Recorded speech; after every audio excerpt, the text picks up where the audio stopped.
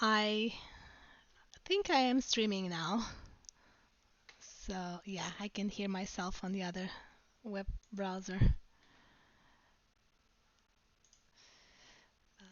Very well.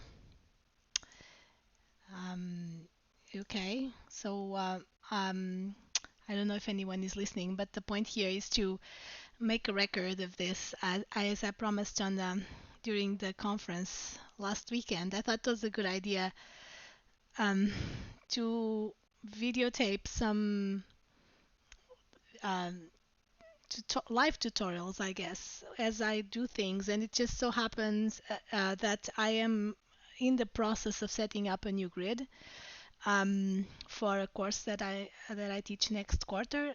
I'm planning to use OpenSim for that course instead of Zoom because I'm sick and tired of Zoom. Let's see how that goes. So because I need a bigger grid than my own virtual lab, my own little Diva island. I need to set up something from scratch. So I started doing that yesterday, and then I stopped myself and saying, wait a minute, if I could just tape myself doing this, and then everybody else can do the same. So that's the goal here. I've never done this before. This is totally improvised. I have no script. I'm just gonna do exactly what I would do if I was not streaming. Hope many times when I'm setting up things and doing things, I get into dead ends that I need to fix. So hopefully that won't happen. But if it happens, I'll do some other video and doing the wrong things. So there's a stream chat. I don't know if everybody is there, if anyone is there or not. Automod has been enabled for this channel. I don't know what that is. It's my first time streaming on Twitch. Um, okay, so for the records, here is what I'm planning to do for this grid that I'm setting up. It's going to be more or less like the OpenSim Convention Center, the virtual setup that we have for the OpenSimulator Community Conference. So this is a course that has about 150 students. So obviously just one simulator is not going to cut it if I'm ever planning to have everybody in the world at the same time. So the way that the trick to doing that is the trick that we applied in OSCC, in the OSCC grid, which is a trick that I think there's also other people have been applying that also in Second Life. But the way it goes is that I'm going to try to draw here. So we're going to do a quad of simulators basically. So something like, oh my god, can't draw a line. And I can, oh okay, there you go. I can do a line. So something like this. That then what happens at OSCC is that we put the stage somewhere here. Okay, this is sort of the stage area. And then we put a bunch of seats here, all over here on this simulator. But then we also put a bunch of seats here on another simulator, and a bunch of seats here, and a bunch of seats here. Okay, obviously not so irregular. But so by doing that, we are able to use four processes, four simulators that are all sort of in at range, viewing distance, and chat distance for the most part, depending on how you set up the chat distance. And it creates the illusion of just one single space with lots of people, but in reality, it's four different simulators.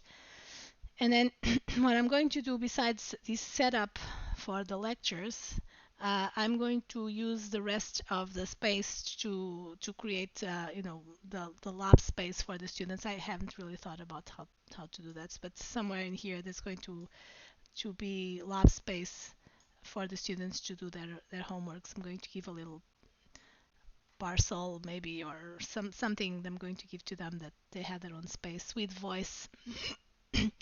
So like SCC, Vivox voice is not active in the auditorium area, which is sort of this middle quad thingy, but you can enable voice in different parcels for different purposes. So that's my plan.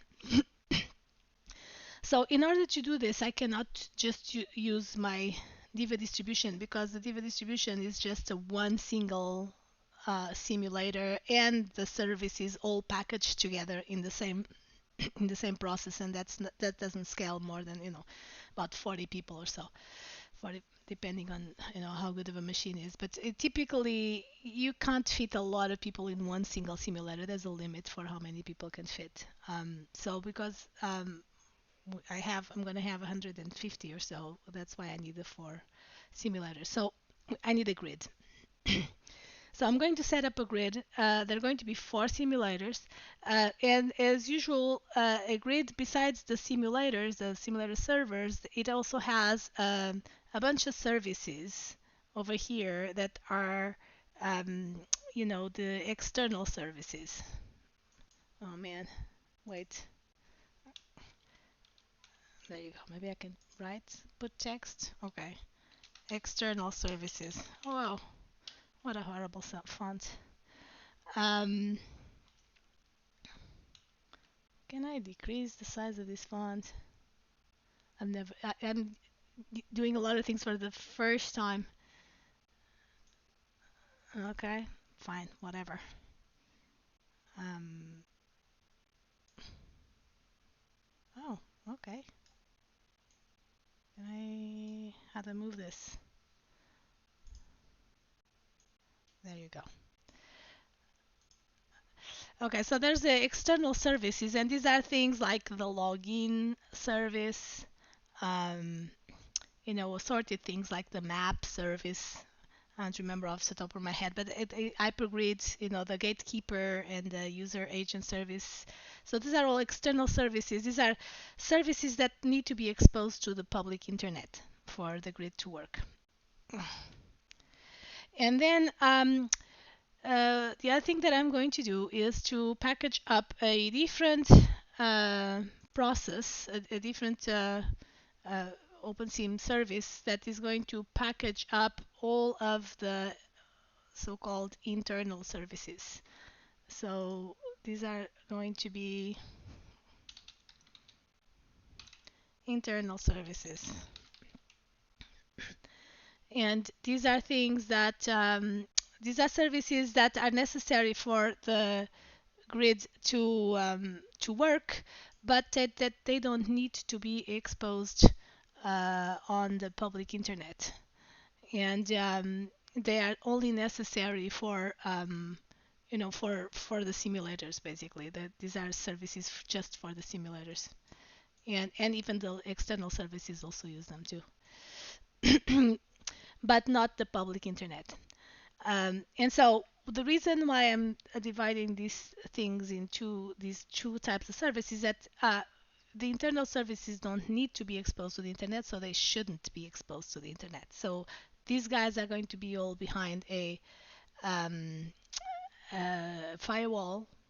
So on a port that is protected by a firewall, that is, inside the same network as the simulators and this process. And then the simulators and the external services are going to be on ports that are outside the firewall. So that's typically what I have been doing when I set up grids like this, is dividing the services into internal services and external services. And sometimes, depending on the grid, I even slice these things up even more. So I split the different internal services into different processes too. But that depends a lot on what kind of grid you're going to run. For the kind of grid that I'm running with 150 people, that's not necessary. I think I can do everything with just bundle everything into one process that runs all the internal services and one process that runs all the external services. So again, there's many reasons for doing this. One of them is the security, ports.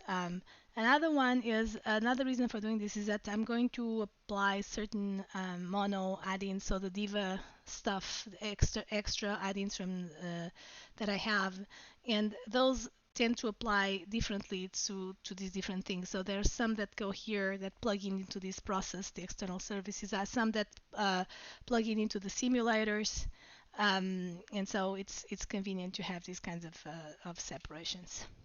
So that this is what I want to do. This is what I'm gonna do. Um, Hello, xscript. Hello. Um, So okay, let's get me going. So I already downloaded a few things. So in order, it's not completely from scratch. I already downloaded OpenSim from OpenSimulator.org, the latest version. I already then there's things that everybody needs to install before you even try to configure anything. One is Mono. And the other one is MySQL or MariaDB. So I already did that, and so that you know, this is a server that I have that is running Ubuntu. You can find and what I'm going to talk about here is I'm just going to install this on Ubuntu, on Linux in general. There are slight changes of how I would set this up if this was a Windows server, but I'm not going to talk about that. I'm just going to talk about setups in Linux servers. So my server here in Niagara has 8 cores. And so I think that I can run the entire thing on this server. And of course, this is an empirical question that is going to be tested live when the students come in. But with 8 cores, it should be possible to have a grid that has 4 simulators plus all the services in it. You don't need to have actual different physical servers to do this, although you could if you wanted. So it's convenient to have everything. I prefer to work with powerful servers than with a lot of cheap, not very good servers. It just makes everything a little bit easier to set up. So having said that, I downloaded OpenSim, installed Mono, installed MySQL. I already configured MySQL. And let me tell you what you need to do to prepare MySQL for OpenSim. I don't remember ever this off the top of my head, but luckily I wrote it down. So here's where you can find it. So if you go to GitHub Diva, D2, the project D2, which is the distribution, the Diva distribution. If you go to the wiki of D2, there's an installation link in here, and this is to install the Diva distribution, but it has documentation. It's valid for grids too. So how to install Mono, and then here how to set up MySQL. So you need to install MySQL, and then you need to create a schema that it's going to, the database that's going to serve for your grids. So I usually call it OpenSim, the name of the schema. You can call it whatever you want. So besides the database schema, you also need to create an account that is going to be used by the OpenSim code to log into the database. So I usually also call it OpenSim, create user OpenSim, identify by some password, and you may also want to create user OpenSim at localhost. And don't ask me why, because it seems these two things seem to be different and seem to be used differently in different situations. So I usually just create the two of them to not to have to deal with this later. And then after you create the user with some password, then you give all permissions to that user to all the tables of the OpenSim schema. So grant all on OpenSim.start to OpenSim, and then the same thing to OpenSim at localhost. So basically, these two users have total control of the OpenSim database, and then you flush privileges and you're done. Okay. So I have already done all of this. And what I'm going to do next is continue the setup, basically the installation, the configuration, which is the configuration with the, the ini files. And I'll try to remember how to set them up. But so here's another thing that I usually do when I do grid installations is that I download the tar file, tar.gz. I unzip it and get this folder, OpenSim some version. Sometimes it's directly from Git and you get a hash number over here. So this is the current version of OpenSim. And then what I typically do is that I create a symbolic link from the generic name OpenSim to whatever version this is pointing to. And the reason why I do this is because if I want to update, or there's a new version of OpenSim, then all of my configuration stays the same. I just need to update this link, right? And everything else stays the same. So that's a trick I think that lots of people also use. I learned it with somebody else a long time ago. Um, and so we have, so this, if we see here, this is where the code, this is where OpenSim is. I just downloaded the binaries. Um, Sorry, let me switch there. Virtual classes. I downloaded just the binary version. Um, just the binary version. So there's the typical stuff that comes in the package. That's the bin of OpenSim. Um, what's that thing doing there? Oh my god, that thing should not be there. See? All right.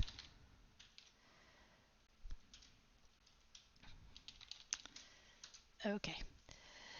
Um, so basically what I wanted to show you is that the OpenSim binaries are all here, right? This is where all OpenSim binaries and the others are. And I'm going to just leave it there. Now,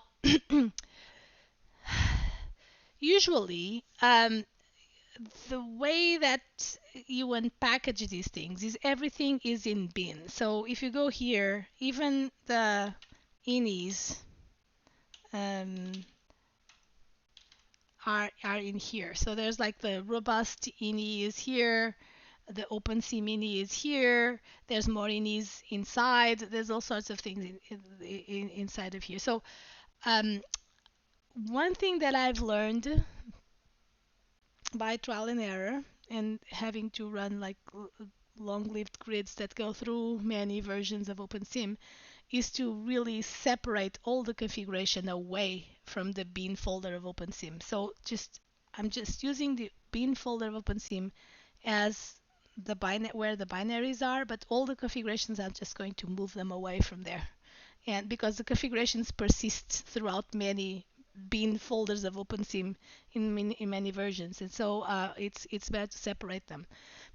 So what I'm going to do here is I have I've created a few folders, and I'll tell you why. These are things that I've done before. So up here at this level of I'm going to put things that are common or can be accessed by all of the processes that I drew here. Right, so all of these processes, they can access things that are common to all of them. So one of them, for example, is the asset cache. So the asset cache, I just need to have one version of the assets on the file system. I don't need to have many, one for each process. So it's going to be here. This bin folder at this level is going to have a bunch of scripts that are going to be the starter scripts of the processes, and I'll tell you a little bit more when I get there. Map tiles, again, map tiles can be accessed both by the map server and by the simulator. So they end up as being as asset textures on the file system. So I'll put them here. This is another directory, utility directory for the process IDs, just to know what the process IDs are at any given time. And then I've created these three folders: the external services, the internal services, and the simulators. And what's going to happen, I'm going to put here are the configurations of these things, and a few other things that are necessary for them to kind of function. Oh, and another thing that the XBakes probably should not be here. The XBakes should be the XBakes should not be here. Should probably be on services external, and I'll tell you more about the XBakes.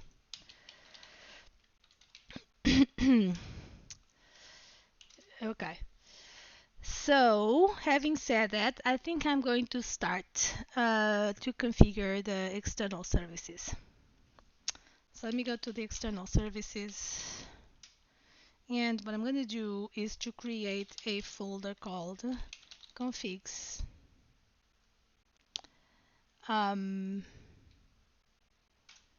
Config, just config.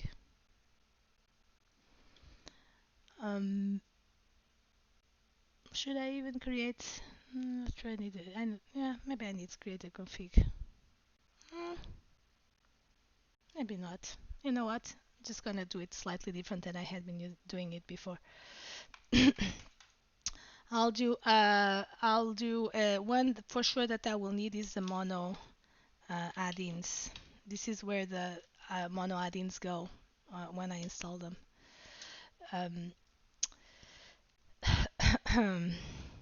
So right now I have these mono add-ins and xbake. So what I'm going to do is to start going through the configuration. So I'm going to copy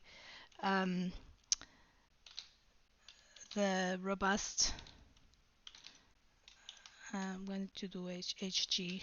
What robust is it called? Dot hg dot ini dot example to robust dot ini.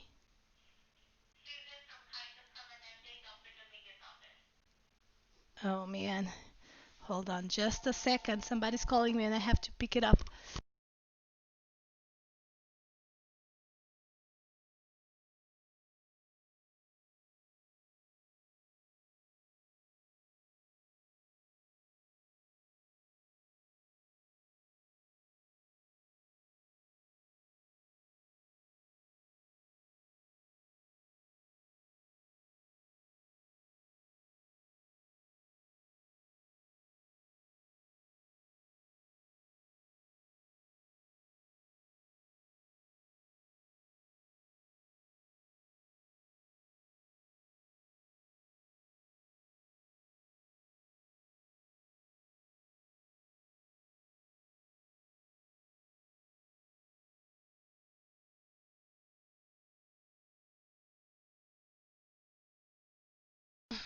Sorry about that. All right, so let me copy this thing here and let's get to the configuration. Okay, so this is going to be not this.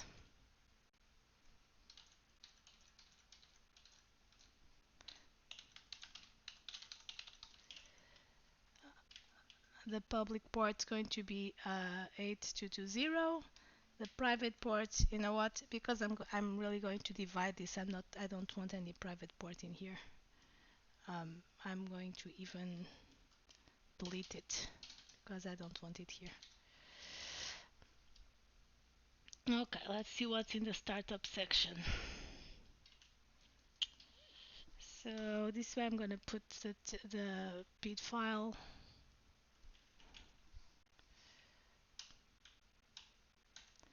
And I don't remember the path anymore. It's oops. Okay. Home, Krista, virtual classes, PID, and then I'm gonna call it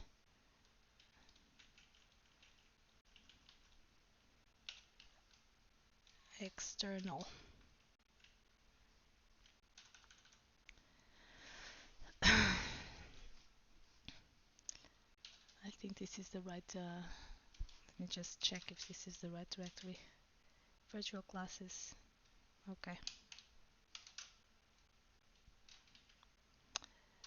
Let's get going. What the?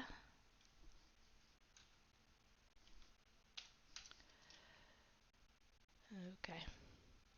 That's the PID. Okay, so the registry location, this is the part where that has to do with the mono add-ins. So this is gonna be, I'm going to do everything with the absolute paths.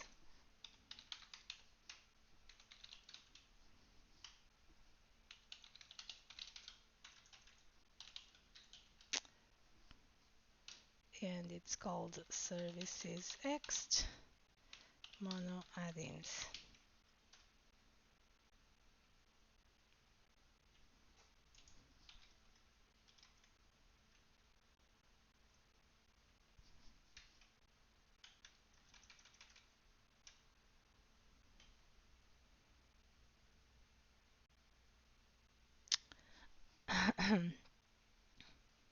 That's what I called it.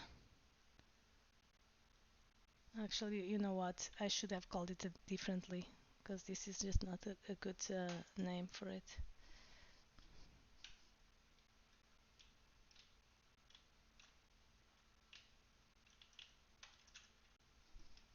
Because there's actually two directories. Yeah, there's two directories.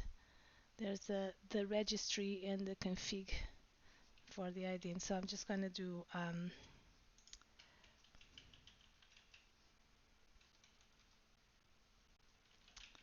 add-ins registry. I have to change the name of that folder. Okay, modular configuration and config directory.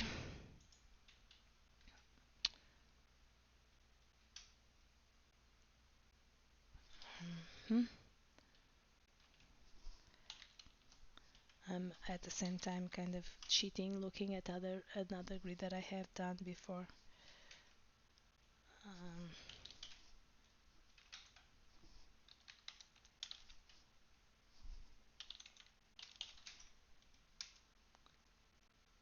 yeah, config directory, add-ins registry, and then the config directory. Oh man, is going to be this whole thing, not this whole thing, this whole thing.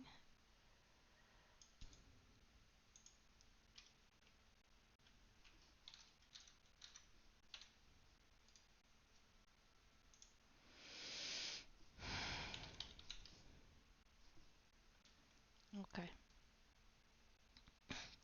This is going to be important. This normally is not important if you're not installing any extra mono add-ins, but in particular for my external services, I installed the Divid Wi-Fi and some other things, and so this is where I'm going to put them, not schlepped together with the executables of OpenSim.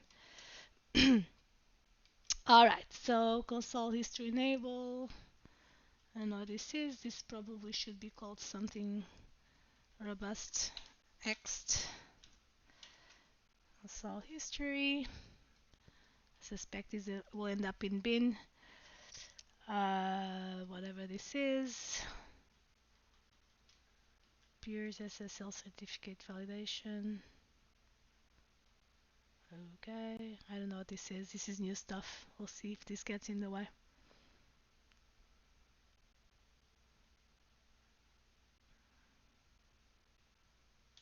Okay, so let's get now to the what? Okay, the voice connector. That's really weird. The first switch is probably yeah. Okay, so this is the important part. So we don't want the asset service exposed on the internet. So we're going to take this out of here. Same thing with the inventory service. It's everything, basically everything that's in the private port, I'm going to take out of here. And this free switch stuff. I know what this is. So this is the grid again. Grid services don't belong here. This one needs to be here. It's the public port. This is the service that the viewers inquire when they want to get information about the grid. So to fill out, the grid information, this is what they the service that they use. Authentication service. We don't need this. This is in the private. This is internal. Uh, OpenID. I don't need this. I'm gonna get rid of this. We don't need this. The avatar service also don't need it. Login service, we do need it. Presence is not exposed on internet. This is none of this is exposed on the internet. Um, Again, nothing of this. Map add and map add is not exposed, but the map get is.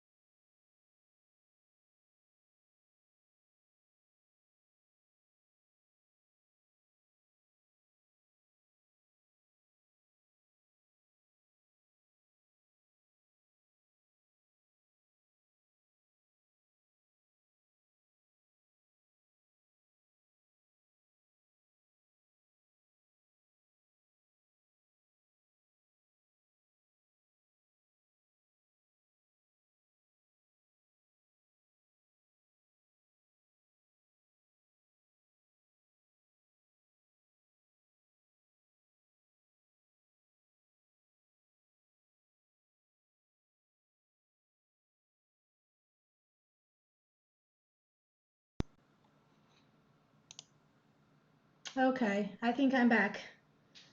Hopefully. Had to switch microphones because my headset just died on me. All right, let me get going. So, what is this? Okay, the offline IAM service, we don't need this. Group service, it's also private. Okay, make texture service. All right, this is the one that I thought was external, but apparently it's internal. Okay, I thought this was exposed, but it's not exposed. Okay, so that's good to know. So this one is going to go into the internal services, user profiles. Sure, why not? Let's have user profiles. This is private, doesn't belong here. Private. I'm going to have the hypergrid here with some restrictions. So I'm going to have the hypergrid services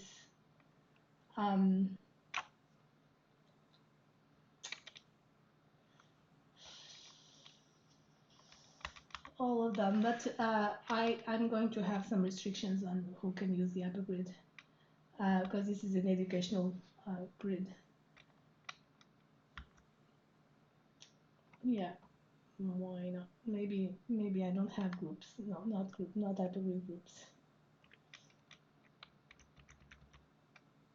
Not hypergrid friends either.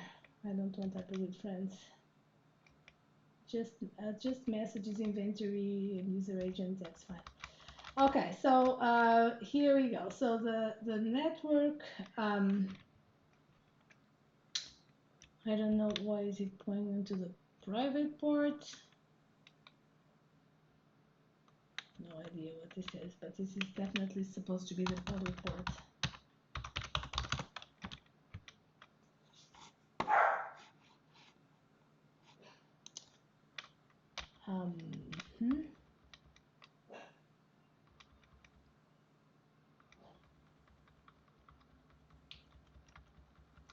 Okay, I'm not gonna have certificates. Hopefully this whole will work without certificates. Okay,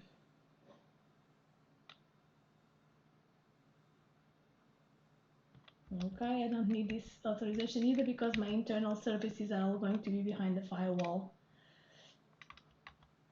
So I don't need this kind of extra protection. Okay, right. Okay, so for the hypergrid, there is URL public port. This is correct. The gatekeeper is also correct. Access control, I don't really care. database service. I'm going to use my SQL connection string. Okay, so this is the part where you set up your connection string to to the database. So when you set up the OpenSim user on MySQL and you set up a password for that user, then you're going to have to put it here. I'm not going to put it right now because I'm streaming, but I will put it when I I'll switch this window out of the stream, and then I will fill it up later. So let's continue here for the asset service. Everything looks okay. Maybe this is no, I'm not going to use FS assets. I don't think so.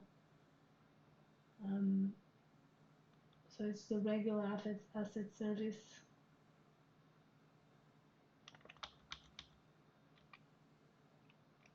Okay. How many days since last updating the asset? And it's all FS assets. I haven't used FS assets, that's why I'm not going to use it here.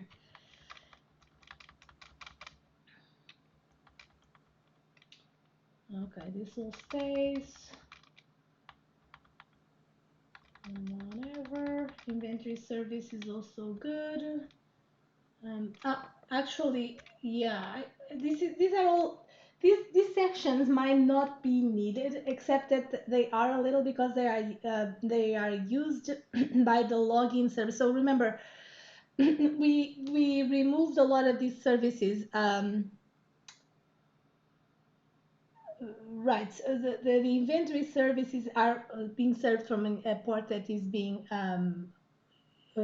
protected by the firewall, but the login service, when it starts, it's going to want to use, like access the inventory service and the grid services and whatnot. So it may need it needs all of this configuration in place, depending on how we do it. Actually, depends on how we do it.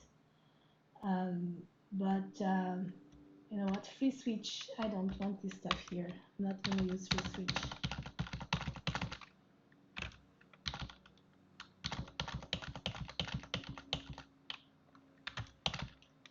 Okay, let's switch. Just gonna leave all in here. I'm not using OpenID either. I'll just leave this here. Doesn't hurt. Okay. So here's the login service. Login service is the one that matters here. This is the big gorilla for this external thing. And there's different ways of configuring this login service. So one way is to just leave the configuration as is, which is to load. OpenSim has a lot of layers of plugins, but basically, the default configuration is such that we instantiate one of these services inside the login service. And then from then on, the login service can access the database, the whatever, the user accounts service part of the database, the grid user service part of the database. It can use it directly, right? Another way of configuring this, if we separate the external services from the internal services, would be to basically put here not the service itself, but a bunch of handlers that we have some sort of wrappers that basically would allow the external login service to call the internal services, so via HTTP, and then those are the ones that interact with the database. And if I'm making myself understood, let me show the picture here. So the login service is here, right? So the login service needs to access the internal services. And the way that we can configure in two different ways. One way is to basically create these microservices in a way inside the login service, inside this process, and they are the ones that access the database, which is somewhere in here, right? So the database is somewhere in here. That's my SQL database, and so these guys access the database directly, okay? So that's the default configuration. That's what comes, this is what that means. That we're instantiating these little microservices inside the login service, and then these are the ones that access the database directly. Another option it would be to, instead of creating these microservices in here, we would create just the little wrappers that can communicate with these guys, right? And then these guys which are here, they're going to be here, are the ones that are actually going to access the database. So this would be one extra HTTP request for every request that we get. And so it could be, depending on what you're doing, it could be, you know, you could do it both ways. And I've done it both ways in different circumstances. So for now, I'm just going to leave them here. So I'm going to create these microservices inside the login service, and they are the ones who are going directly to the database. So I'm just going to leave what's in here. All right, all of this stuff. Trying to remember the stuff for the hypergrid. There's some little wrinkles for the hypergrid that I will have to remember at some point. That they will need to probably be the handlers, not the services. Let me try to remember. It's all coming back to me. Haven't been doing OpenSim for a very long time. Let me see. Configs, robust. Let me try to remember what I had in here on login service.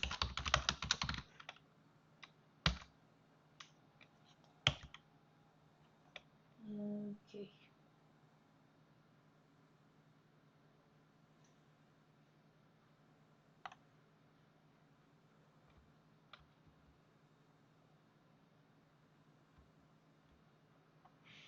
Where is it?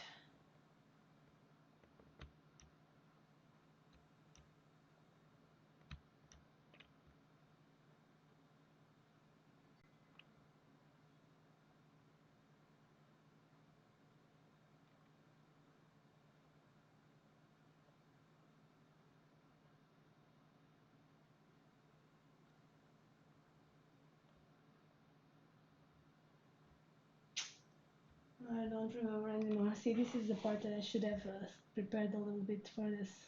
I probably will have to come back.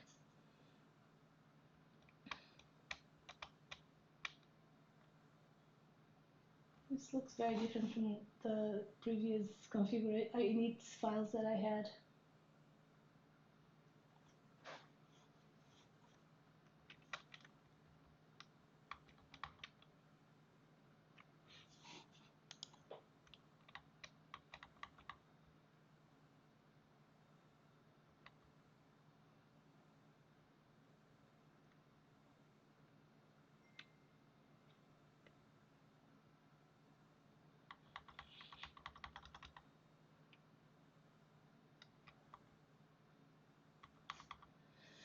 Okay.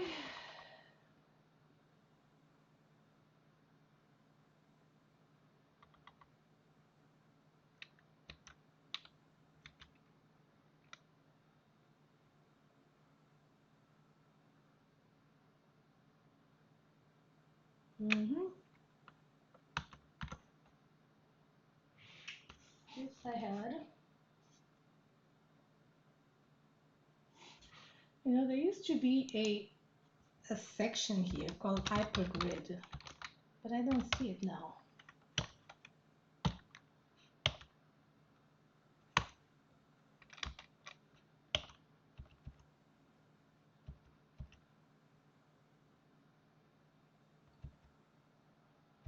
Right. Oh well.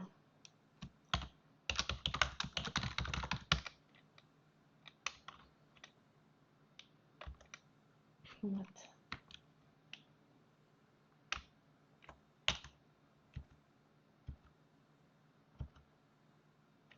Okay. We're back in the login service over here.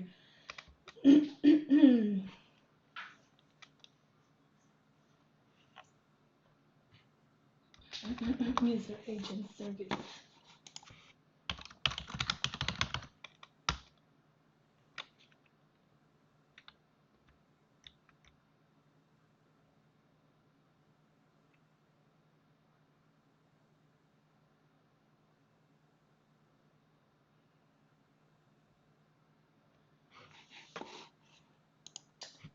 Let me go back here.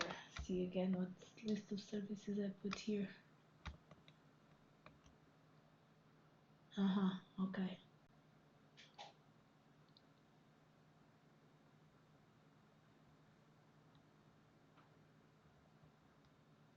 Got it.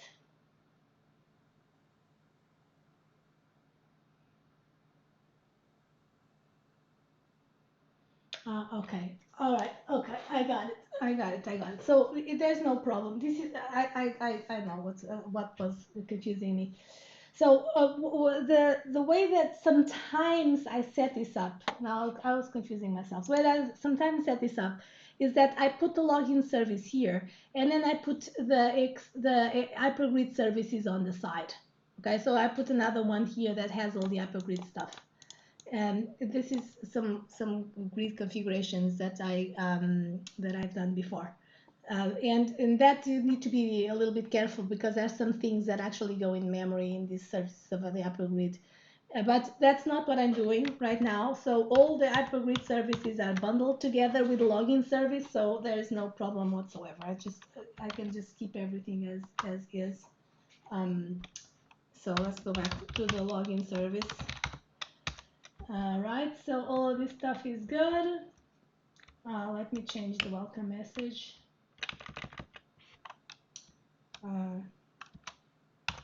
This is UCI, and our mascot is the anteater.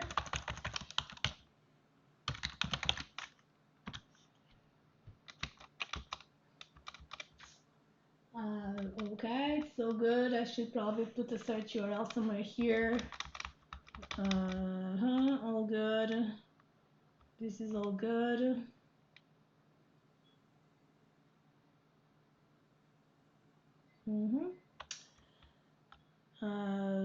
So time zone. Alright, now I don't need that.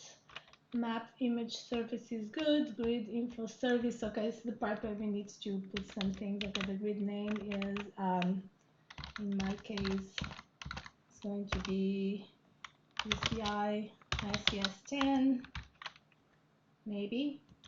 I should give it a better name. You know what? Let me give it a better, more generic name. You never know if I teach several courses in here. UCI Virtual Campus. Alright, so Gridnik, let's just call it UCI.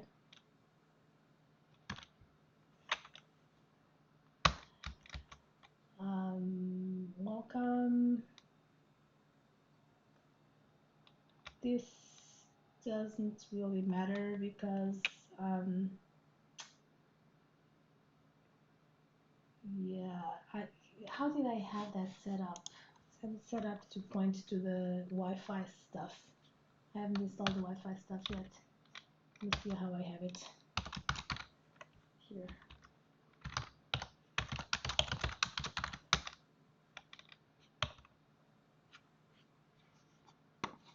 Welcome. Okay, I'm just gonna do it. I'm going to do it already, even though it does it. Whoops.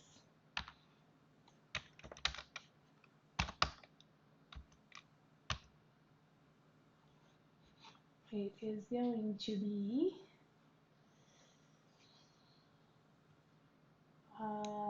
this thing here. So it's going to be this.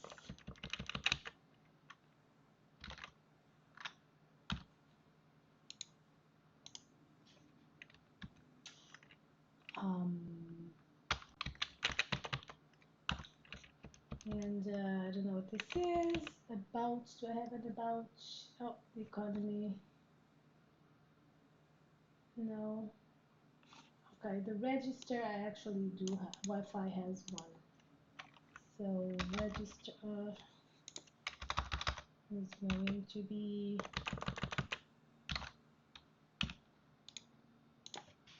this. Help. Do I have a help? I don't have a help. The forgot password thing. I do have the forgot password and Wi-Fi.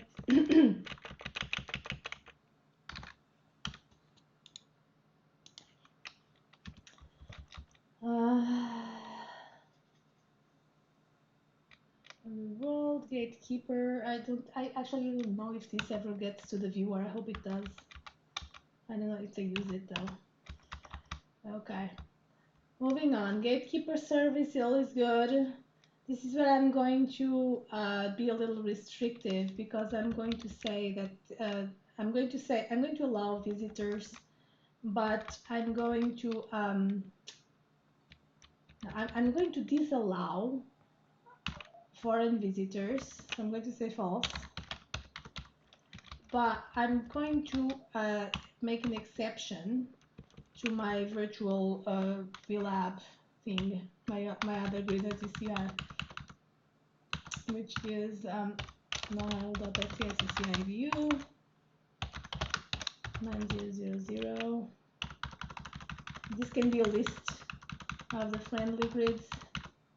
So I'm going to say that this is the only one that can people from here can come in into this other grid. Yeah. Okay. What the allow banning via hashed mark? No, I don't know what that is. User agent service. This is the part where we decide if our users can go outside. I'm just gonna do a level 1 over here because I don't want students to have contacts outside. Foreign trips. Our local users allowed to visit other grids.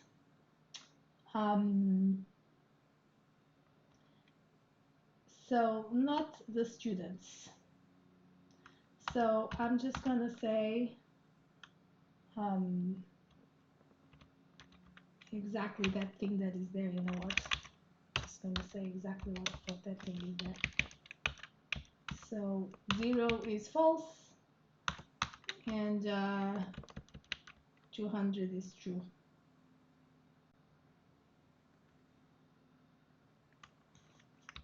Okay. And oopsies, daisies. Since I'm using 200, I should use 200 here too.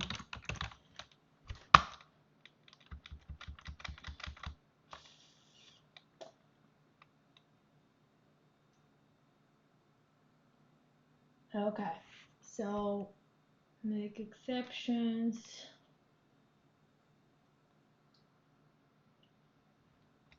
This is all good. So basically, I don't want the students to go outside, but I want me to be able to go to OS grid on my own grid to get content. So that's what I'm doing here. Show user details in G profile. Sure, why not? I don't know what this is. All right. The inventory, the G inventory service is what this is, the access to the inventory when people are traveling outside. It's all good.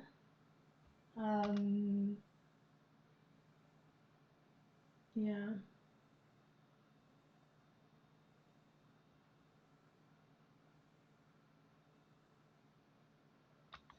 Okay. This is all good. The same thing for asset services. All right. Not gonna change anything. The friends, whatever, instance messaging, the message, the groups. Okay. Let me put this here just in case. Actually, there's the default already. You know what? There should be an hypergrid section here. I'm very confused. There used to be a hypergrid section. Now it's disappeared. So I don't understand what's going on.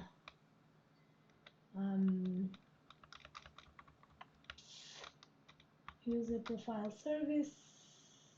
This is all good. Aha, base directly dot bakes. Okay, so this is the part where bakes. Okay, so the bakes actually this external service is not running, is not gonna run the bakes. So this is here because I'm just gonna take this out of here. This is gonna be in the internal one, and the mute list, I don't know what this is either. Just take it out of here. Okay, so this should be okay-ish for the most part. Now I just need to go and check some of these things over here. So for example, where I place these things, they call add-ins registry and add-ins config. So I have to change the name of this thing. Those mono add-ins to add-ins registry, and then make here add-ins config. The bakes I also don't need it here. For some reason I was under the impression that the viewer downloaded the baked textures directly from the central service, but apparently that's not what's going on. It downloads it from the simulator. Okay, so this is our robust, our external robust. I can try running it already, except that in order to do that, I need to set up that little script. So let me show you what that little script does.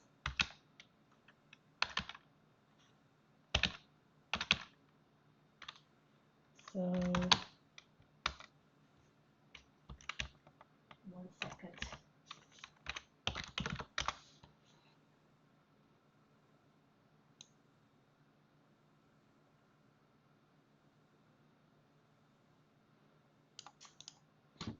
Okay, just gonna copy this other thing that I have.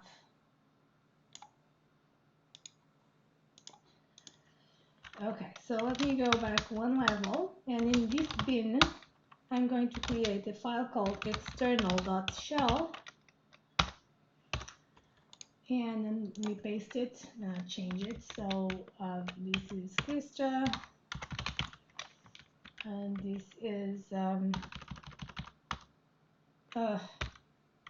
virtual classes.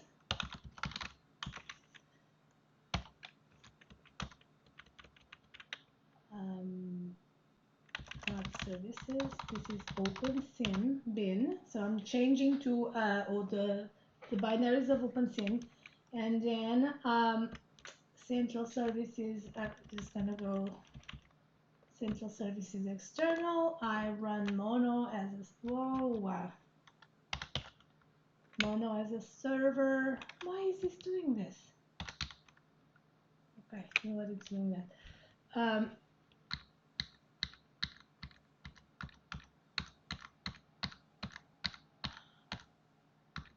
I'm running for some reason debug. Fine, I'll do debug for now. And then the ini file is the one that I was just editing. So this one's going to be Krista. Let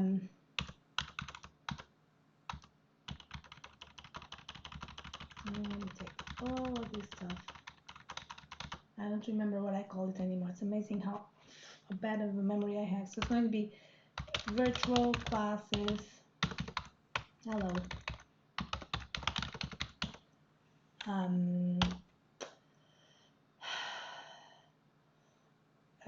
Services external, and I don't remember the name of that thing. I think it was just robust.ini. I have been just robust.ini. Let me see, what was the name that I gave?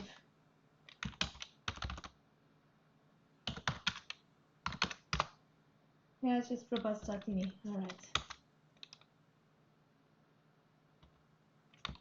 Oh man.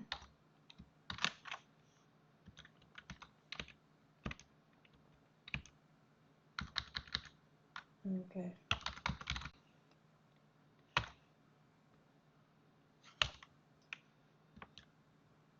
What did I just do?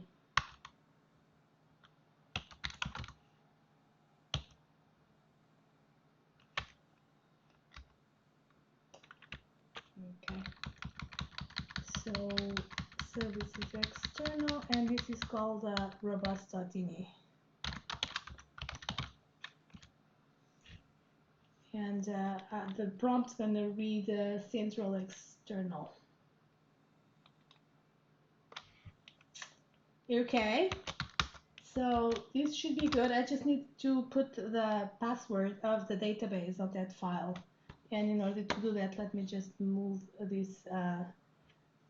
Let me just not put this on the stream. Hold on just a second. So this should go. I should probably make this executable.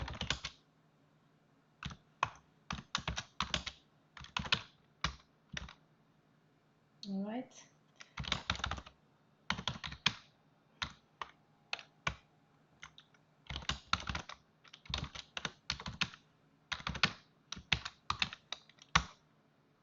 And where is the database?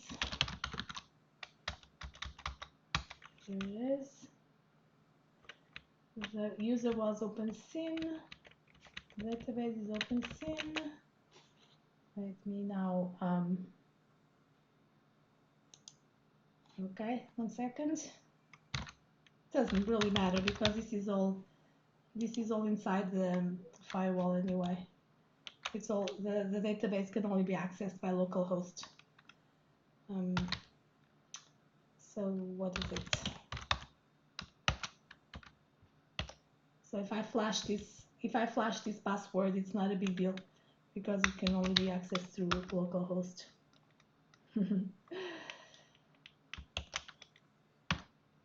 And I am pretty sure that I'm going to flash it sooner or later because I will not remember. Okay. All right. So at this point, I should be able to run the external service bundle. And brings me up to another thing. The way that I run this on Linux servers is that I run this inside some sort of a screen thing. So it's screen RTMux if you want. So I'm just going to start a screen session here. Oops. Hello. What just happened? Okay, was in the wrong window. We start a screen session over here. Oh man, I forgot it's not installed in here. My server is really, I've upgraded I've reinstalled the OS recently, so basically there's a lot of stuff that doesn't exist here.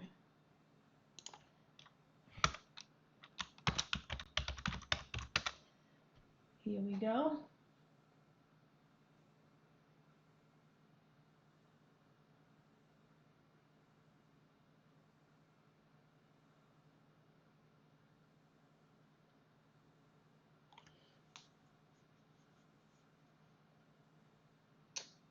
All right, so let me start screen.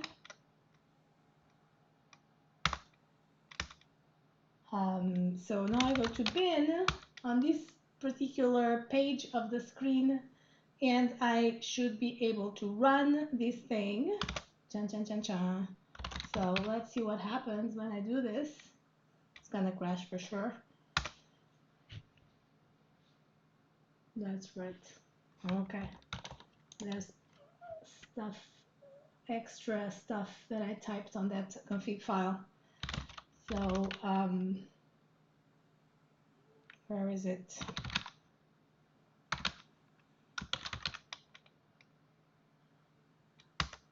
Oh man, look at this.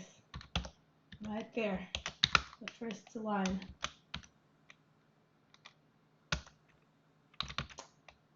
So let's try again. Okay. All right, it's running.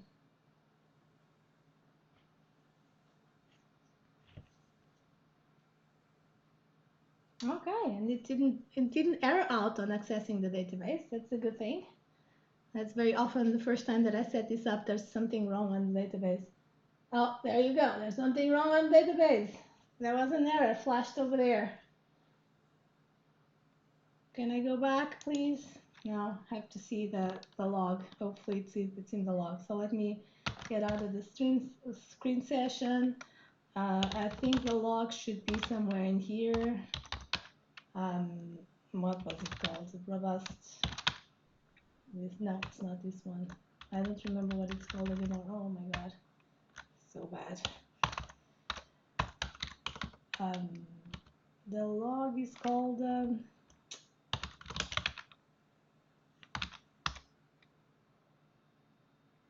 central services external.log. All right.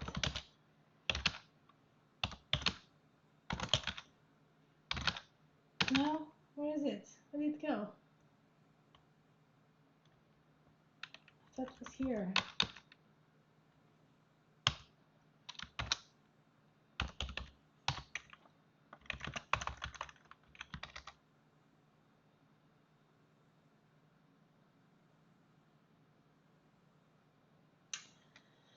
Why is it not honoring my naming convention? That's not good. This is not good.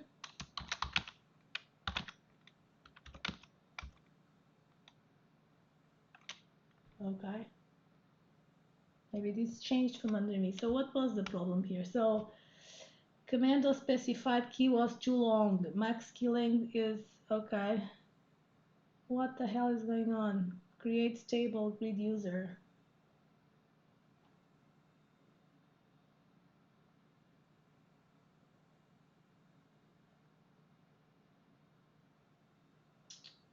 So this is where it's important to keep an eye on these logs because there's errors in here that creep in and things don't work and you need to understand what's going on. So this is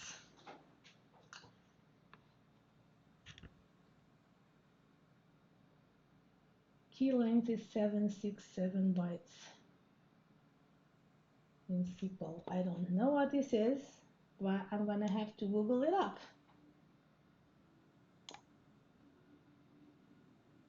This is in the grid user service.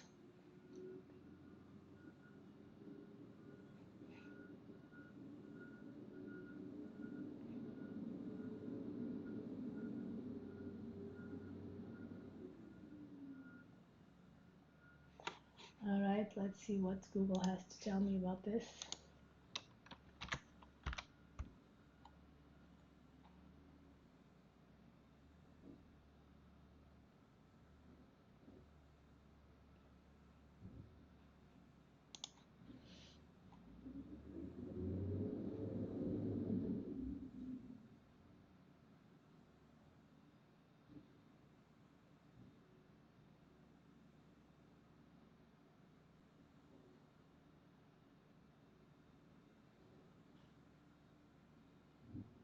Which is really weird.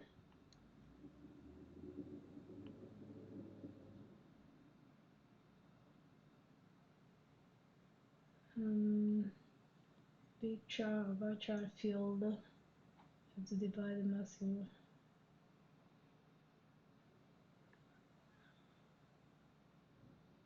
Just place lower limit on varchar fields.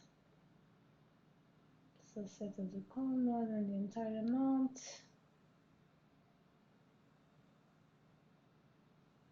Okay, so what is wrong with this thing? With this command?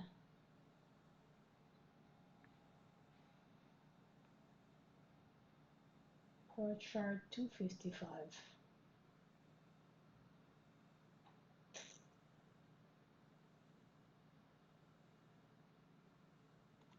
Okay, somebody can help me there? Need to set Maria to use UTF-8MB3. Oh man, thank you, Xscript. Do I need to set up MariaDB again?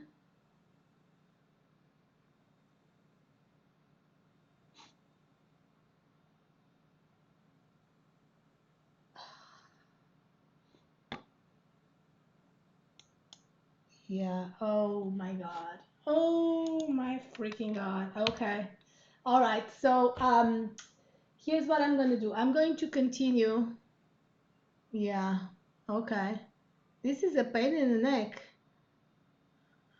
I mean, I don't know when this happened. This last time that I set up a grid, this I did not, there was not this error. So this crept in sometime between then and now. I am going to complain. So here's what I'm going to do. I'm going to continue to set up the configuration for the internal services, and then I will stop the streaming here. I may go into also to the configure the simulators, but clearly this is not going to run well today. I need to fix this um, off stream. So let me move on. Let me go to screen and basically you see what I'm doing here. I'm going to stop this service.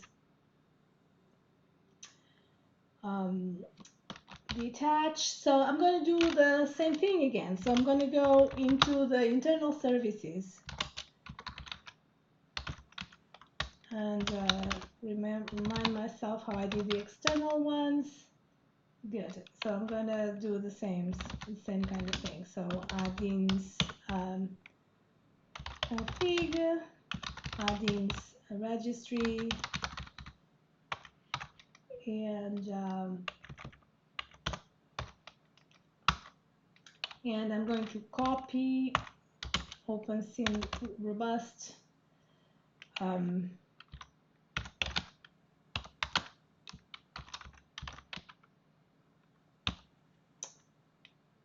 this one I just need ini anyway, not example to robust ini.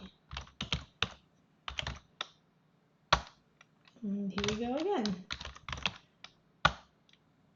Why does it show a G in there? What the hell? There's something wrong with my terminal. Oh, weird. Okay, so same thing.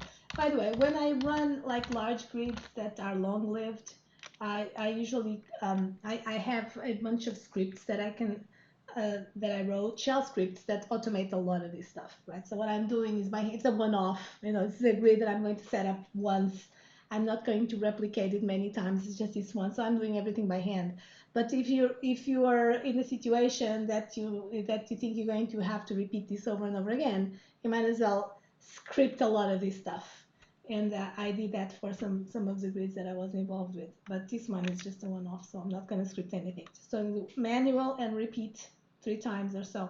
So it's going to be Niagara. But this one's going to be the internal one. I'm doing the internal one. So I just need a private port. You know what? Um, Let me leave the private port because I don't know if some of these configurations refer to the public ports too. I'll just leave it there, so it doesn't hurt anything. Okay, so here we go. This is the PID file. It's going to be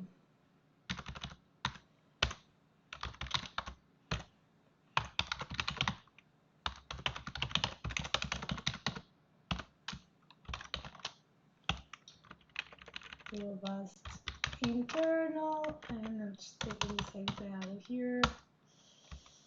Okay, the registry location is going to be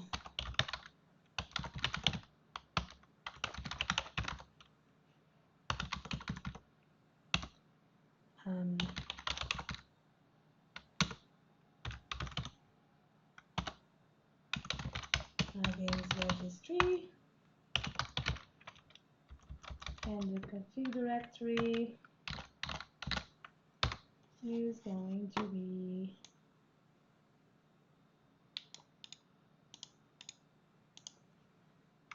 config. All this stuff is good.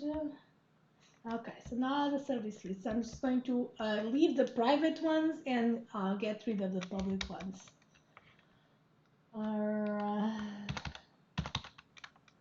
Private, the grid info goes out, authentication stays, open ID goes out, login those out. User account services, grid user, agent preferences, service connector, friends, map, add, the get. I don't need to run this thing here.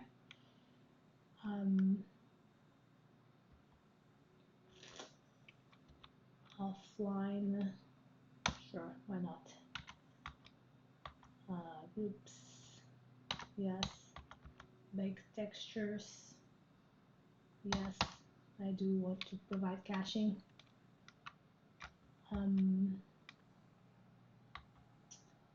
User, no, this is the external one, so I don't want it here. Estate, yes, I do want the estate. Honestly, I don't know what the mute list connector is, but I'll just leave it. Okay, network is the private.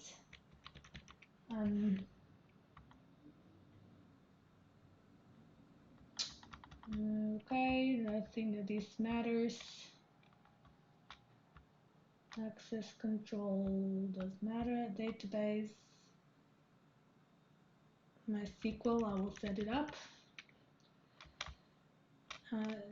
Everything stays as it is.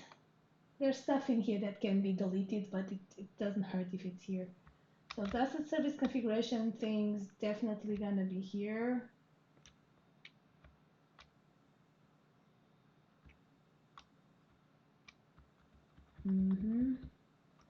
Inventory service is gonna be here. Grid service will be here. Oh, you know what? This is the part, the grid service is actually gonna run in here. So this is the part where we need to set up our default region. So we need to come back here and set up a default region, like whatever, but I still don't have the names yet, so I have to do it later. Okay, free switch again. Unwanted. I don't know why we're still doing free switch. I don't think anybody's using free switch. Okay, all this stays. OpenID also doesn't matter.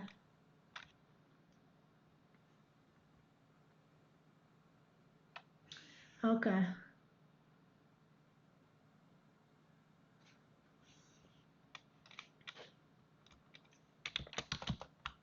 User account services, so good.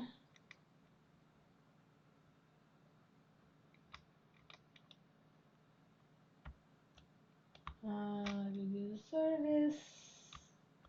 Just leave everything here. This one does not have a login service. This section can go entirely because this is just for the login service as an external one. So let me delete this stuff.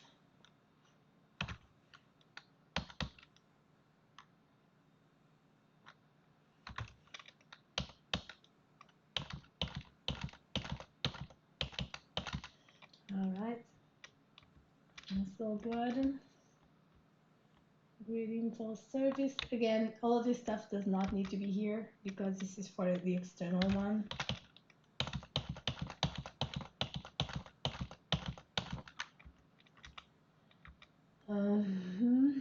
Messaging, groups, user profile. Hey, this is supposed to be enabled. But this is supposed to be enabled on the external one, I think. I should go back into the external one and check out what's going on. So the bakes, all right, so bakes is, this is the where I'm going to put these bakes, not in the bundled with all the executables of OpenSim, but here.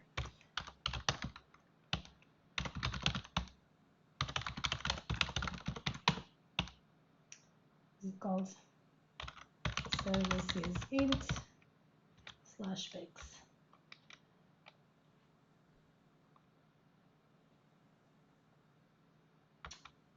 Okay. All right, so what did I say that I needed to check? It's the user profile service. User profile service.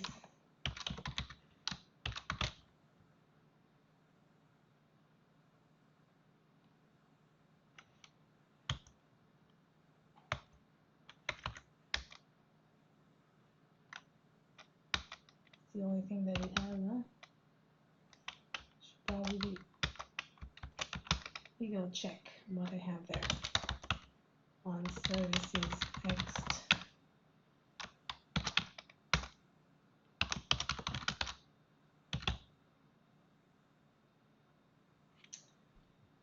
Okay, this is in the public. What the? Damn it! See, that G showed up again. This is so annoying.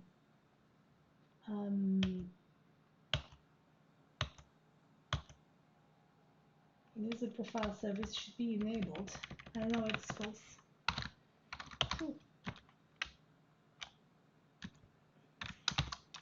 Going this thing back again.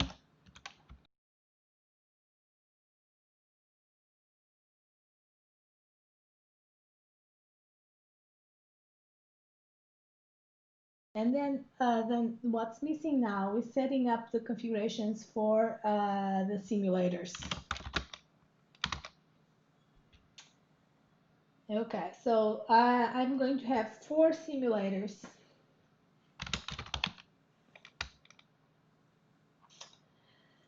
And right, so I forgot, I need to add, okay, so just before I forget, I need to go back to the bin and basically copy external to internal.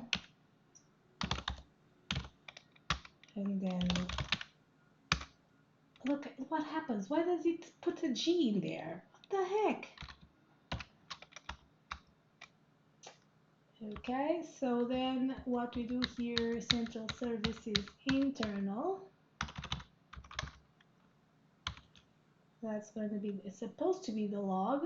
I don't know why it's not doing this. And then any file is going to be services int robust ini, and this is going to be called the prompt central internal. All right. I really need to find out what's going on with the log file. Okay, so the simulators. Let's see. So simulators, I'm going to go to the simulators. I'm going to have 4 simulators. So here's what I'm going to do. Simulators are a little bit more complicated than just the services because there's several layers of configuration in the simulators, and you can have these configuration files can include other configuration files. It can get a little complicated. But so what I typically do is the following. I just to tell you the general idea. I set up a config file that applies to all simulators. So it's configurations that are common among all of the simulators.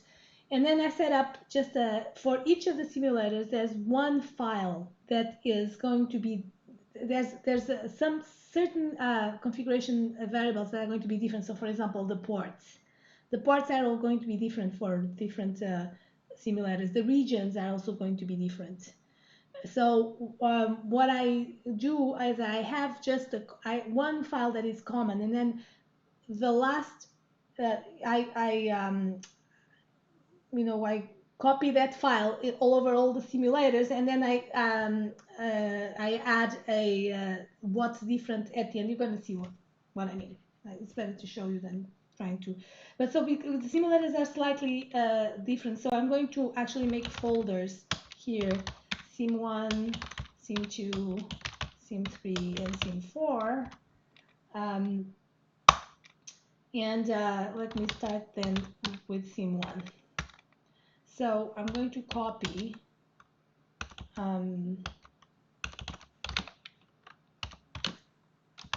opensim.ini.example to and this is the part that I'm going to define one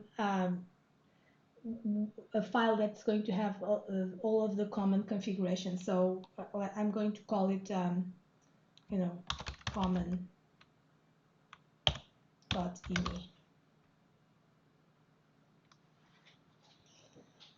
um, let me call it simulators, simulator.ini. So let me edit this. And there you go. It replaced that thing. What the heck? It's gazillions of variables now here.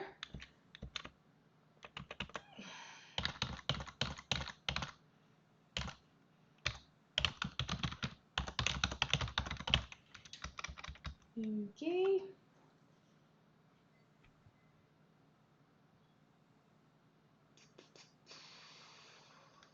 Paste URL.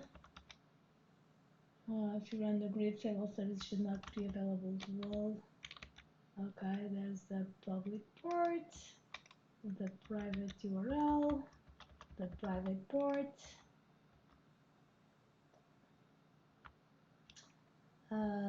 What goodies do we have here? Console prompt. These are all defaults that are fine. Oh, here's the PID file. Okay, I'm going to have. Okay, so right, so right, so I'm going to leave this here, and you'll see I'm going to define then a configuration file that is specific for each of the simulators, that has all the things that are going to override stuff that is in this common one. So there's many things in here that I'm just going to leave the defaults, but then I'm going to override them in the local ones. Okay, registry again, registry location. I'm going to have to customize this. Actually, no, the registry location can be the same for all of them. So the registry location should probably be, and let me do it before I forget. Registry location should be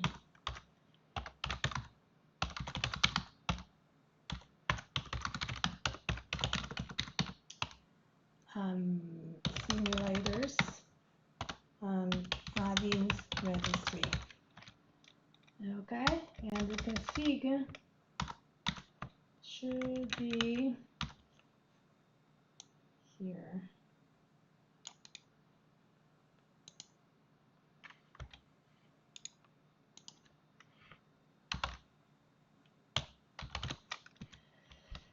Okay, this is default is file system. That's fine. Whatever. I'm just gonna leave everything as is. Plus canaries. Okay. What's the default these days for physics? I guess it's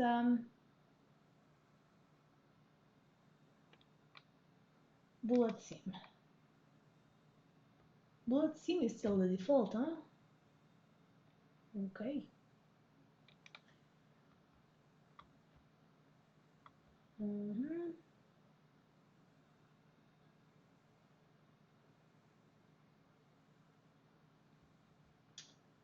Default script engine.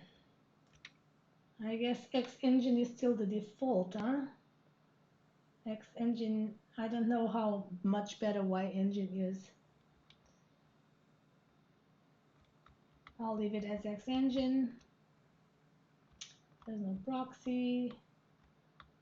Okay, so good. Access controls, all good. The map.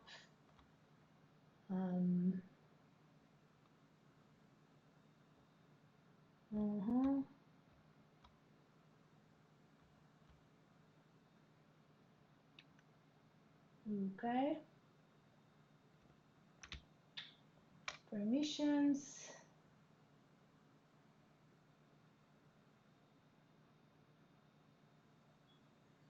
Default permissions module.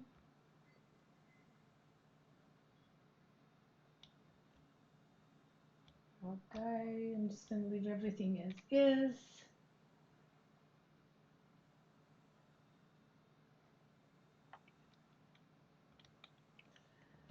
Region manager is God.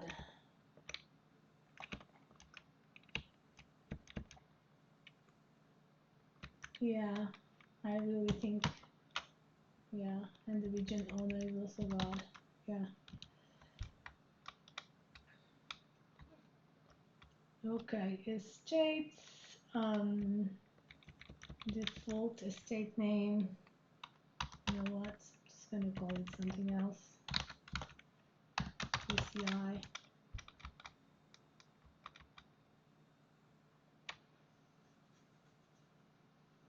Name for default estate owner.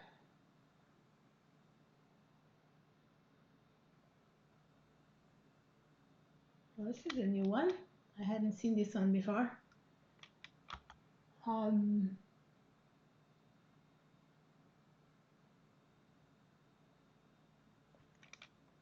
First name, last name. Well, I'm going to be the estate owner.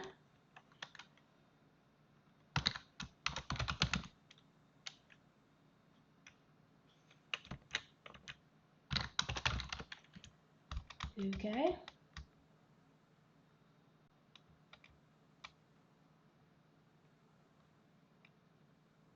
Okay. SMTP. No.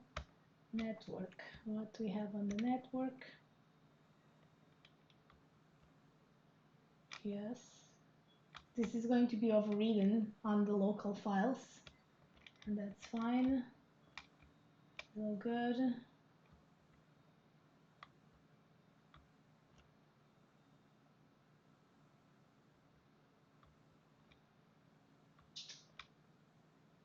Okay. Alright, client stack. Just leave everything as is. Simulated features.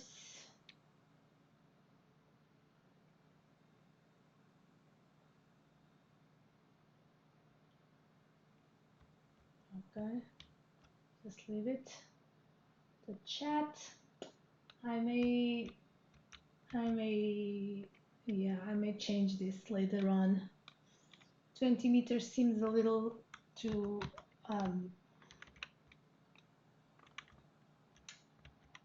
too little.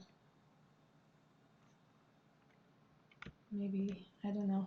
I'll have to see when I start building the world. Leave it for now. Leave it. It's good. Messaging.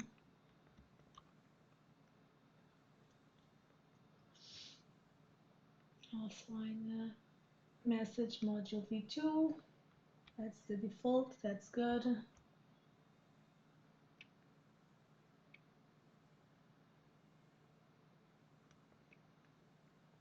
Right. Oh, okay. Yeah. Let me put this.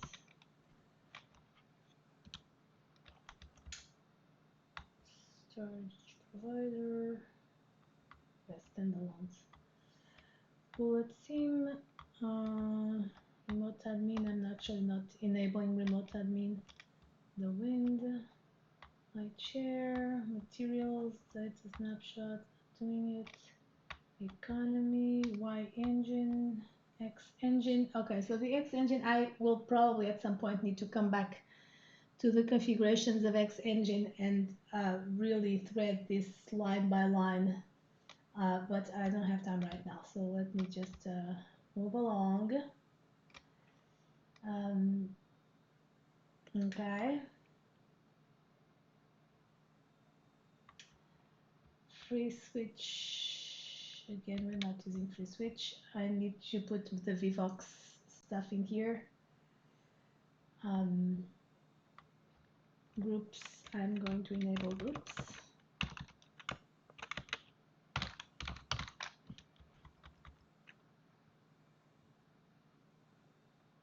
I'm going to let everybody create groups. Module is groups module v2.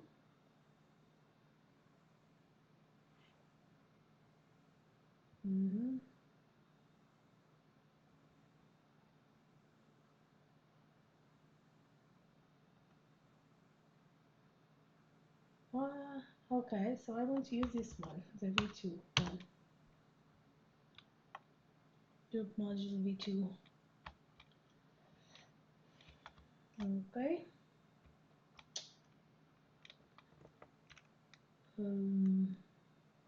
No. Okay, so this one I need to change this. Services connector module should be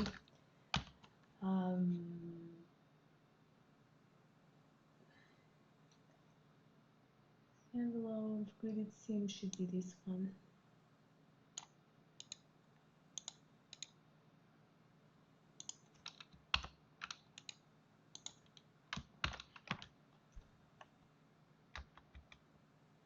Okay, what is this? Local server V2 NHDO. Okay, so local.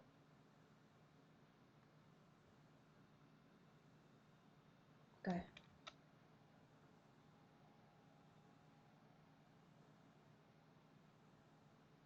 Okay. Alright. Remote only.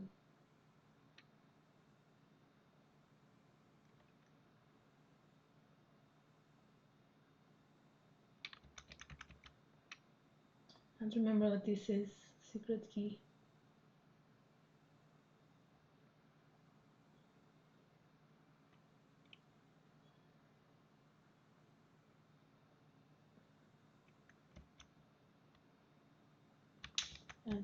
I don't remember, so I'm just gonna set it. Doesn't hurt. Remote. And I don't know what the secret key is, but I'm just gonna add something. 1, 2, 3. Alright, so what is this? Group server URI.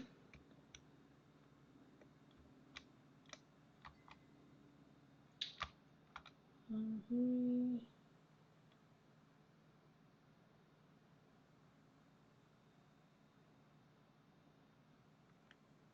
URI for the group service of this grid.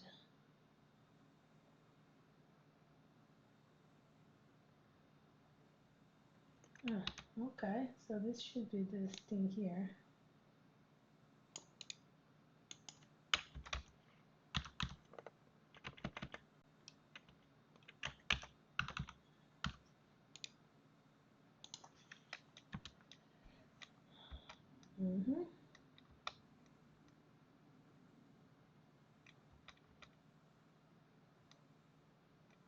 Okay.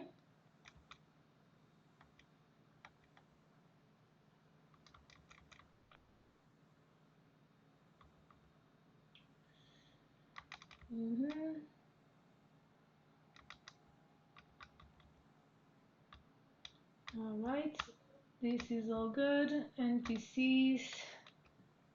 I'm not gonna have NPCs for now. The terrain. You know, I hate the pinhead island, so I prefer the flat one.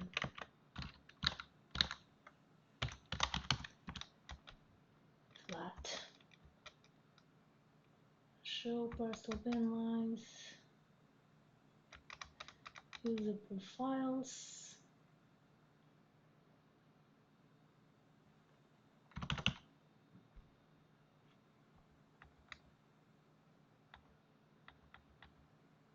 Okay, Xbase. There you go.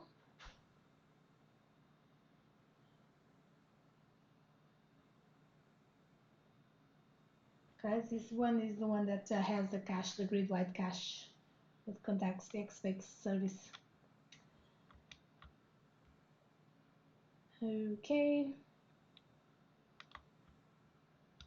Architecture. Okay, so this is the part that gets a little bit complicated. All right, so this is definitely not this. It's going to be the grid hypergrid. So let me delete all of this stuff.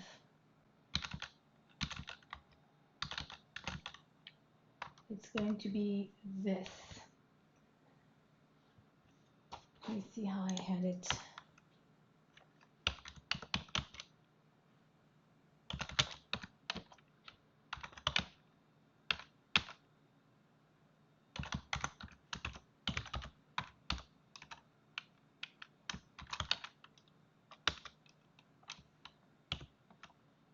Okay.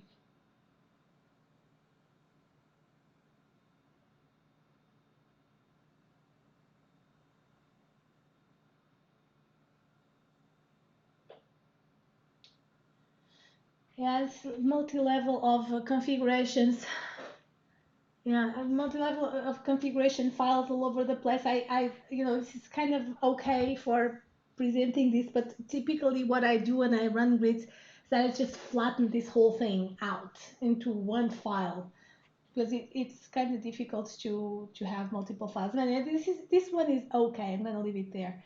But the other thing, so the thing that I'm gonna do now is to add another little thing in here. Oops, wrong window here. I'm going to add another section here that's going to be this the local sim thing, and I'm going to do this.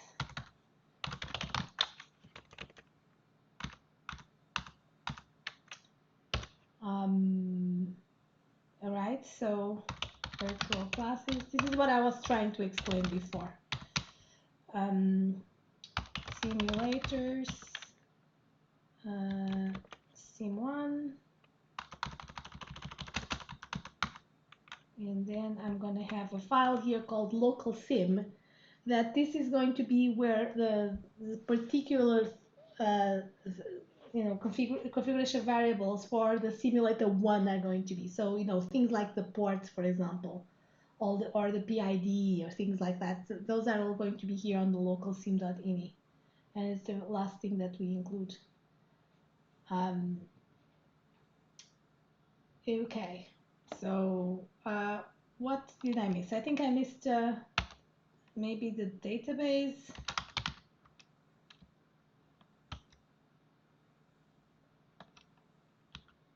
No, there's no database in here. Right, that all comes in the grid upgrade. So let me take a look at what's in there. Just trying to remember. I think this is all good.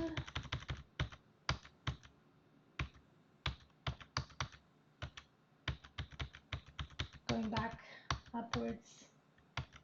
Right, the network. That's right. The states. Access control. This is what, startup?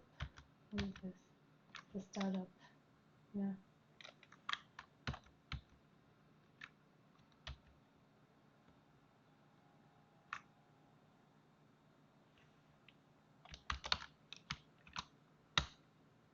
All right. So let me just take a look at the grid hypergrid thing to make sure that it's all okay. Actually,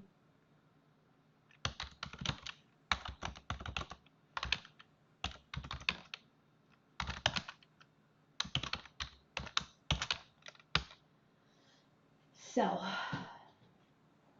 grid. So right, we need to set up grid.common. That's right. That's where the database stuff is.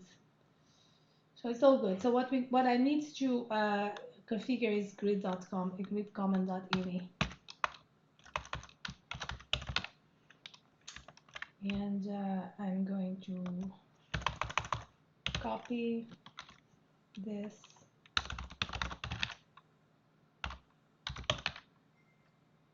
and I hope there's no include gridcommon.ini.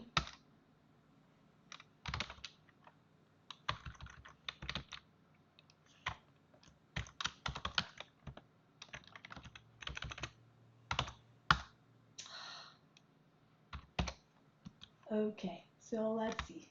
Database, now we do not want SQLite, we want MySQL, and I will set up the password.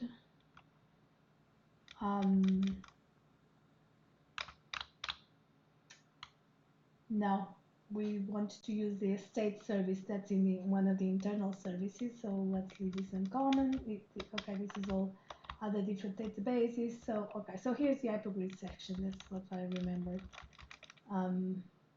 Yeah, so home URI, gatekeeper URI, modules, asset caching. Need to configure that one too. I have to. There's some little things about the assets that I'll have to remind. So I'll have to again to chase this other file, floatsumcache.ini, that has more configuration variables. All right, the asset service is all good.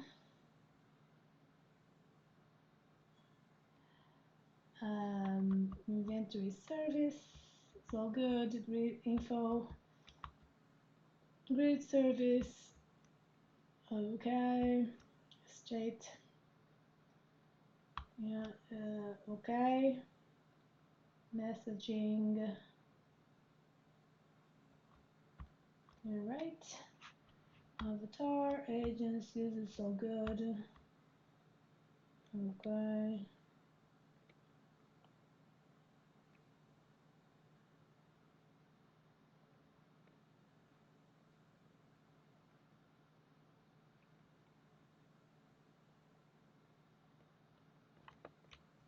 Okay.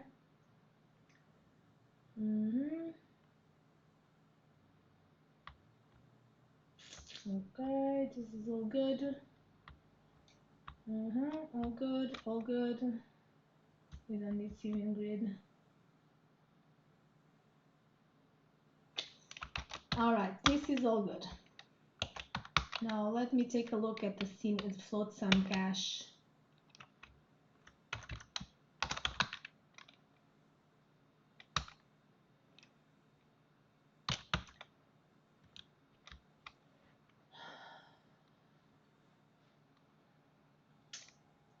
Right, so the cache directory is the one that can be shared. Right, so let me do that.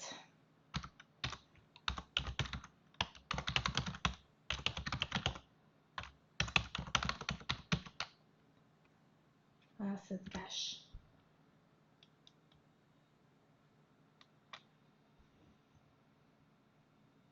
Okay. So asset cache is there. It's going to be, this is a file system cache. The way it works is that the assets are in the MySQL database. And then as the simulators go fetch those assets, they place them in a cache, so in a file system.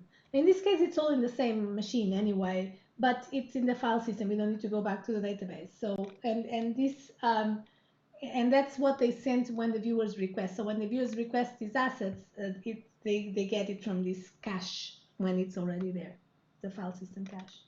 So you can share this cache among the 4 simulators.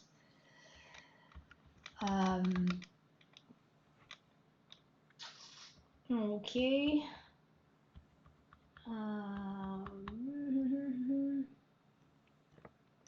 No memory cache can be requested several times in short periods, so even a small memory cache is useful. Okay. Then let's say yes. True.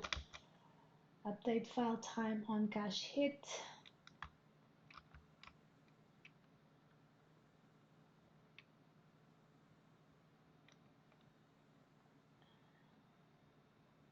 Okay.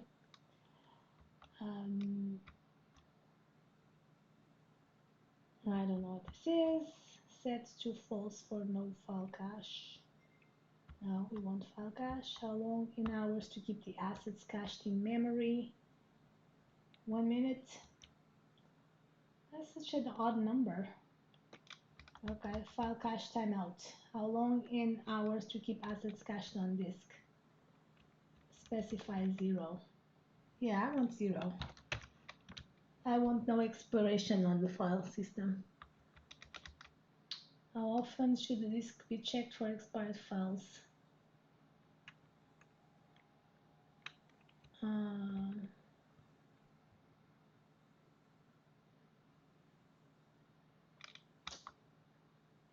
Cleanup timer. Oh, I don't know.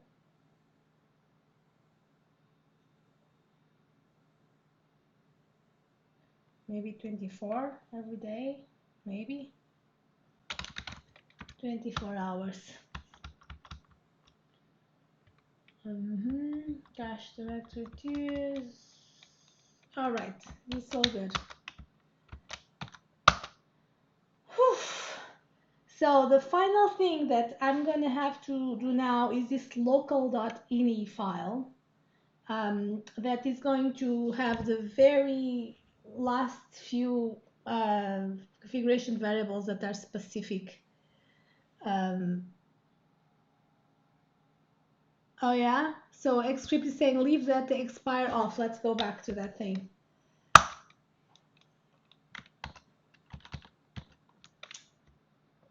Here.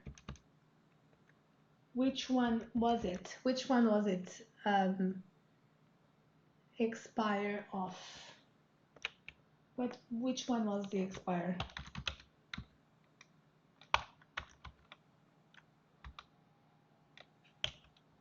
No, and this thing changed my thing again.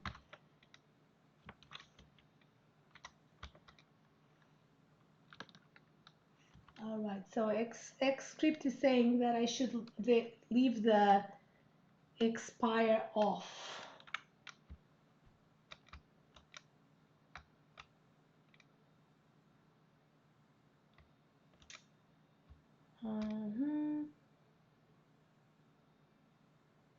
Right.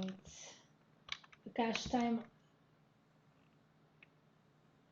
timeout I'll leave to 0 to right. So memory cache enable.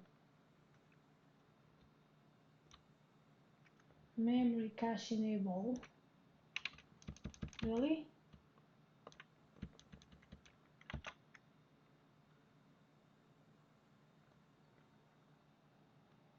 I mean, the comment seems to be that it should be useful. Okay, I will trust Xscript here, who's chatting on the stream chat. We'll set it to the default. I mean, the fact is that the default was false. So, yeah. Set to false for no file cache. No, file cache is good. File cache is good, no? File cache is good. File cache timeout.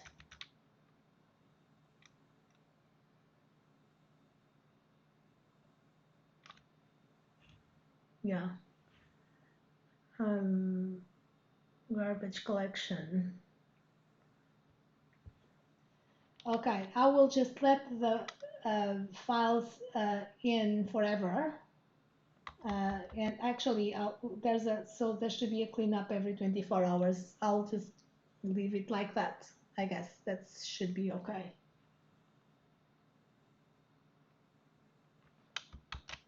Okay. So finally, then it's the very last thing is the local configuration for each of the themes. So in order to do that, I need to be looking at both the OpenSim.ini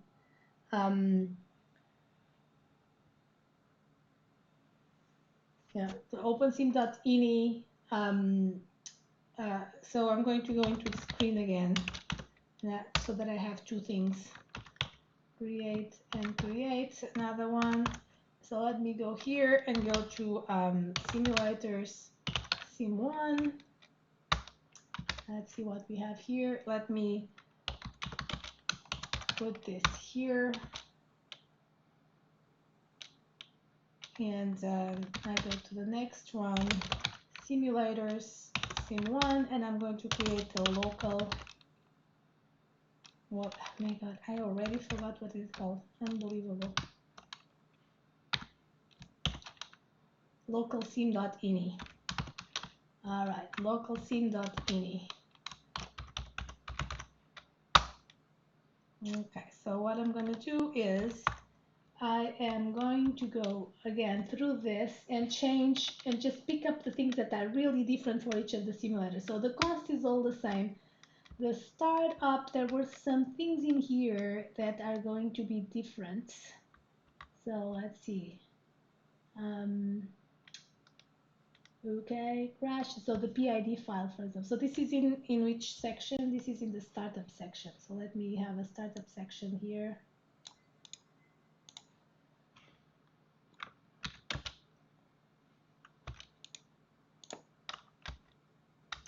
And oh no, here. So let's have the PID file.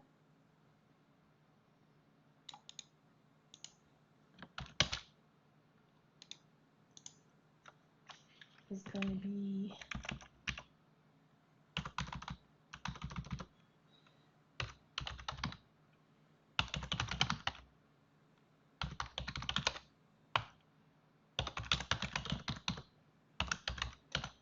and it's going to be sim1.pid. All right. Next one, registry location is the same for all. The config is the same for all. This is all the same. All the same. This is all the same. All the same. Okay. The network is the next one that's going to be different. Permission, the states, network. Okay, so the network is going to be different.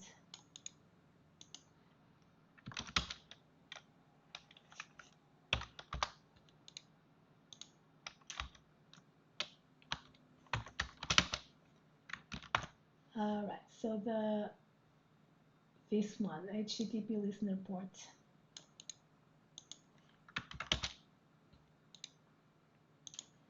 So for simulator 1, I'm going to put it on port 9000, so this is okay. But for the simulators 2 and 3 and 4, they're going to have different ports here.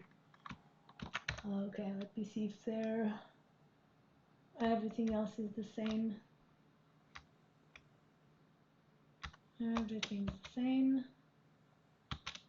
Okay. All the same.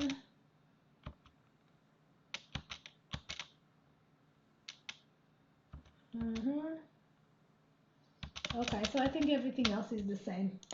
Let me see what else I had on my locals, on my previous local files.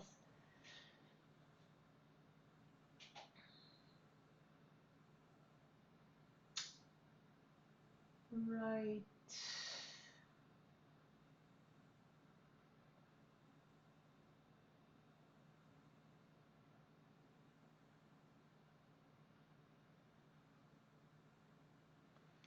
Right.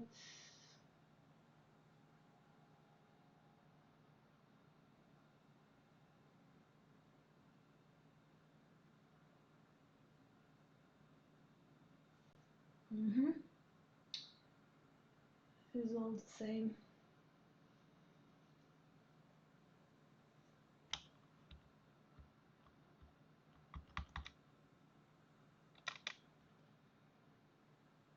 Okay.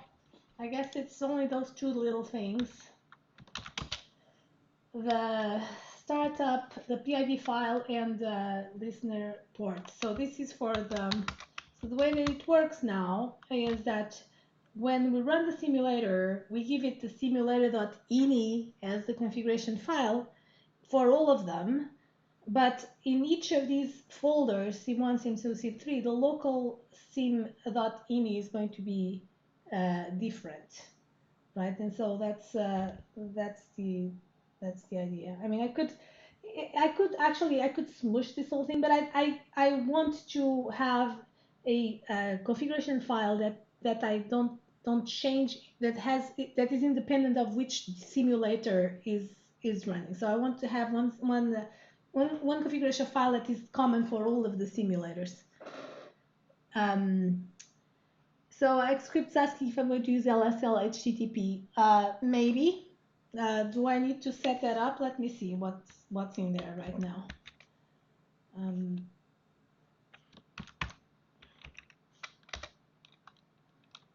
LSL HTTP. What is that part somewhere down here?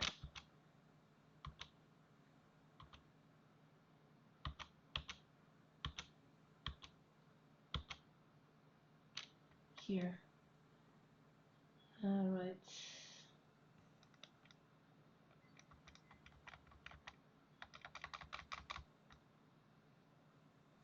So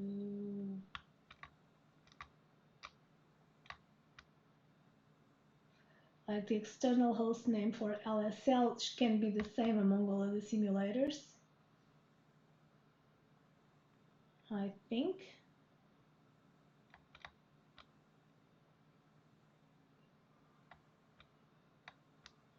I don't think I need to customize this, right? Or external host name for LSL. Does it need to be different for every simulator? It's possible it can be different, but in this case, I don't think it needs to. It's just the same. Right, so it is defined as the base host name by default. So it's going to be Niagara, my Niagara URL for all of these. That should be fine. Okay, so this is, we're still not done because the other thing that is missing now is the regions themselves. So the regions, um, the specification is usually in a file called regions.ini, in a folder called regions or something like that. And if I remember correctly, there's something in the simulator that tells you where to load the regions. Let me try to find it.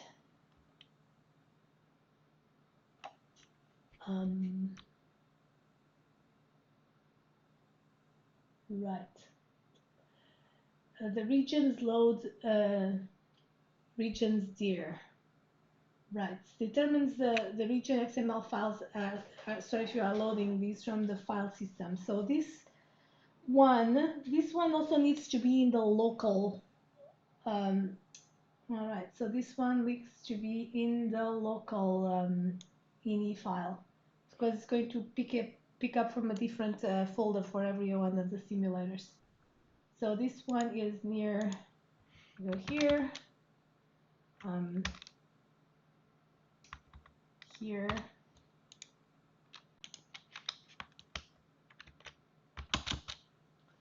right? Did I have that there? Yeah, the regions load there, of course. Oh, and the registry, I forgot the registry location. Of course, the registry location and the config directory too. But those are the same. Those I don't need to add. So, but this one is, oh my God, what did I just do? This one is different. Right, so this one needs to be in not C. What the hell did a Windows stuff? How did the Windows path got in here? Hello? So this should be uh,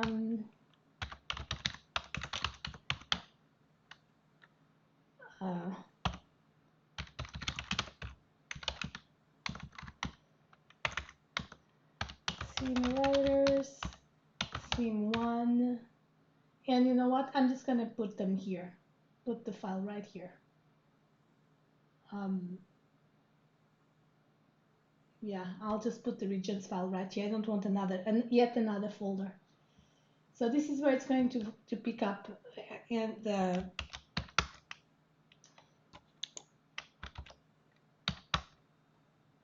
regions thing. So let me grab it.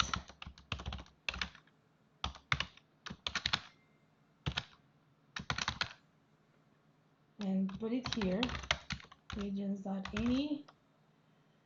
And I'm already going to create regions. Yep. Okay. Let's see. Oh, so many things. Wow, this thing has grown like crazy. What the heck? What's all this stuff? Oh my God. All right. All right. So here's what I'm going to create the regions right now. Uh-huh. Okay, so I need to create a UUID. So the way that I usually do is I go to some place that gives me, UUID generator. I don't want? I want 4, please. Generate. Well, isn't this all the same? Why?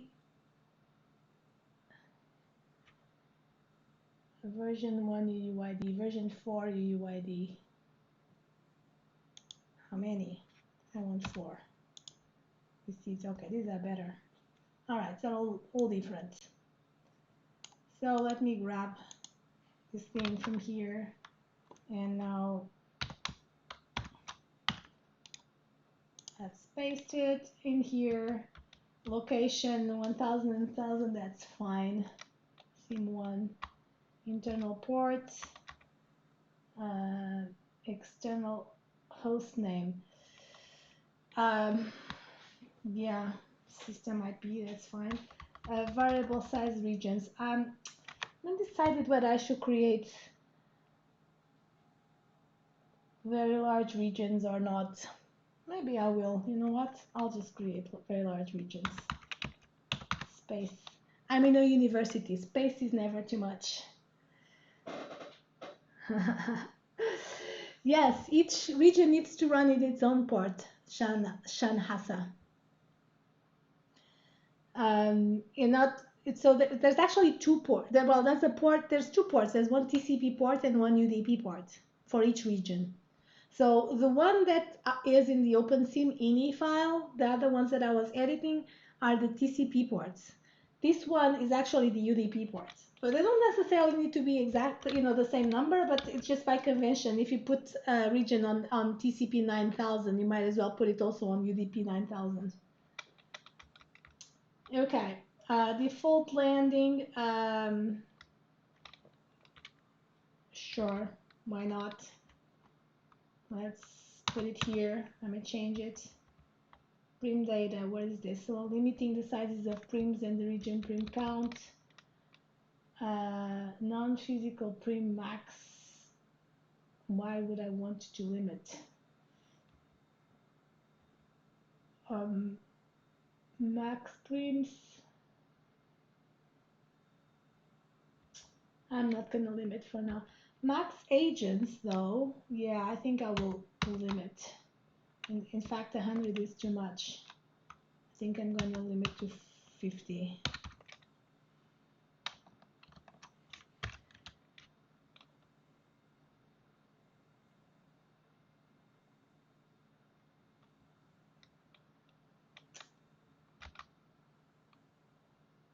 All right. Okay. Script. Good call. That's right. So a simulator could run multiple regions. I could put many regions in here. In that case, the TCP port would be just one, but each region still has to have its own UDP port. But I'm not doing that. I'm running one region per simulator because the point here is that I'm going to have a lot of people and I want to distribute them. So each region can only have 50 people, and I'm going to have 4 regions, basically 4 processes that are simulating things. Okay. I don't know what this is. Region type, mainland. I don't know what this is. Sounds a lot like Linden Lab stuff. Okay. Static map tiles.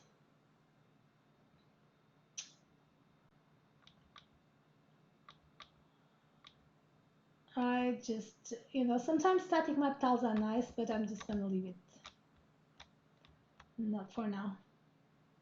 Okay, fine. So we have a region in here.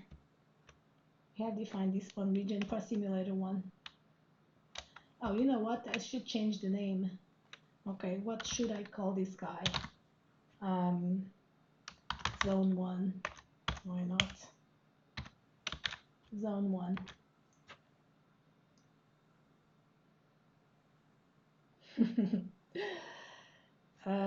Okay. All right. So let me just back out a little and go back in here. I'm wrapping up because I cannot run it until I fix that temp thing on the database with the indices. And I'm just telling you what I did. I mean, I've been streaming for 2 hours now, So I'm going to stop, but there's incomplete things that I will do after. So to wrap up, I have this setup that is a, so if you weren't here in the beginning, just to wrap up, here's what I'm doing. I'm doing a kind of convention center kind of grid. So I have 4 simulators. I'm going to put the stage on one of them, and then I'm going to distribute the chairs in this central area so that we can distribute the people around and pretend that it's all one big large space. I'm going in each of them. I'm going to have like lab areas for the students to work.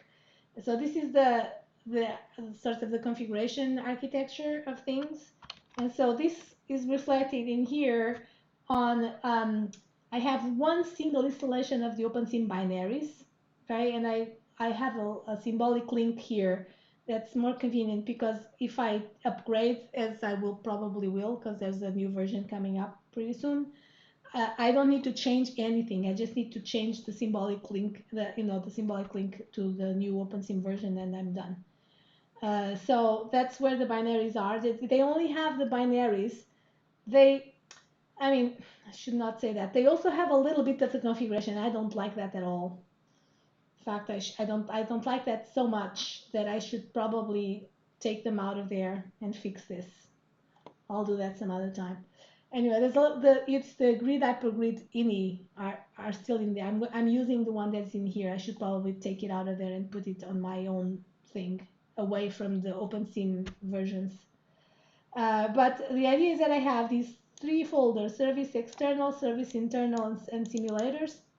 And what these things have, it's just the configuration files for all these services, right? So if I go to services external, I just have the configuration files and the stuff that's going to have the mono add-ins. The same thing for the internal, and the simulators. I'm going to have one Oh, another thing that I forgot. I forgot to create the add-ins registry here. Let me remind myself what that was. Sim1. Where did I put it?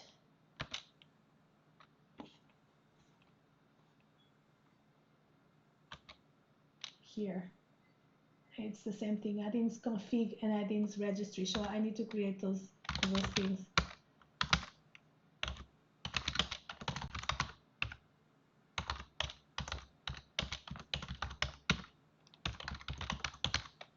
All right. So the simulators, I have one folder per simulator where I have each configuration file, and they're all going to look like this. So there's the simulator. This is the main ini file, main configuration file that calls the others. That eventually call this is to be copy paste all over, and the only thing that changes in here is the very last line of this file. You see this sim1. So everything stays the same, and then the very last thing is going to change depending, for each of the simulators. So this is one way of doing it. Simulator. If I want to change anything on the 4 simulators, I change it in one of these copies of the simulator.ini, and then I deploy that copy to the 4 simulators, and then I just update, this number over here, sim1, sim2, sim3, that's all. So that way I kind of isolate what's common and from what's local to the simulator.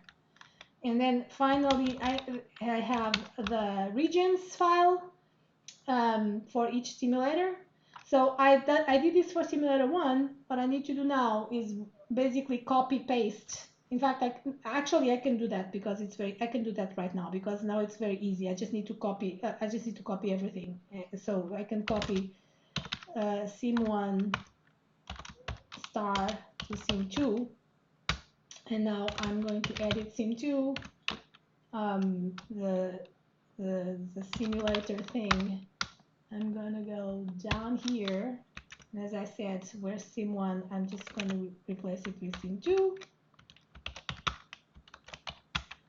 and on sim2 local ini. I'm just going to replace. As you can see, this can all be scripted with shell scripts. It's if you have to do this many times, might as well script this whole thing.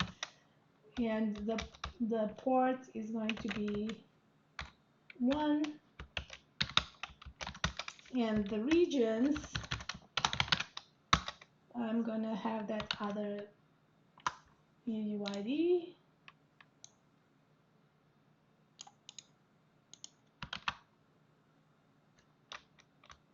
It's gonna be called zone 2.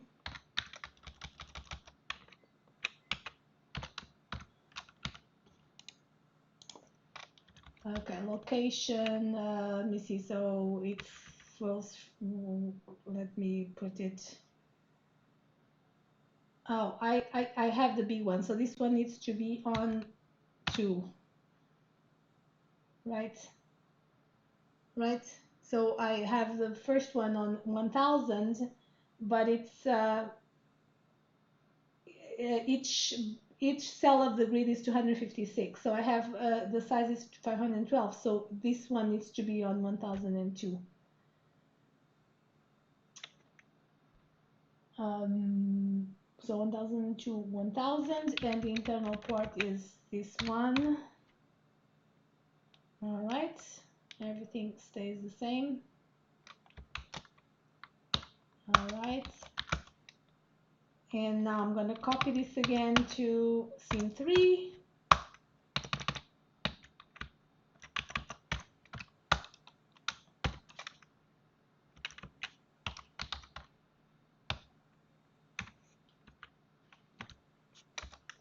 Oh man. Okay, scene 3.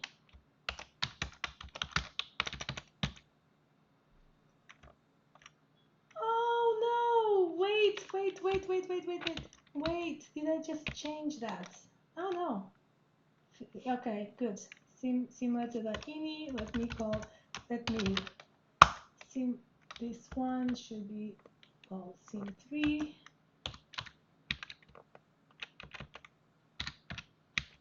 And this should be on 2.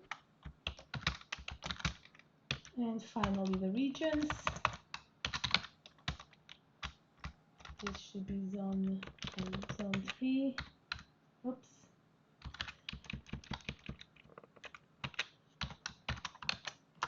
Grab this other one.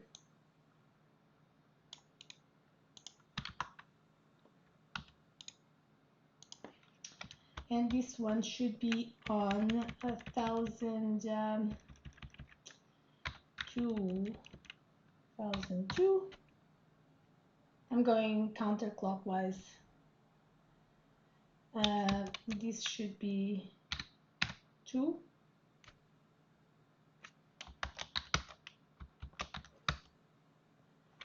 And the regions, and finally I'm going to copy everything to scene 4. I'm going to edit scene 4 simulator, go down here, 4, make sure, oops, okay, local,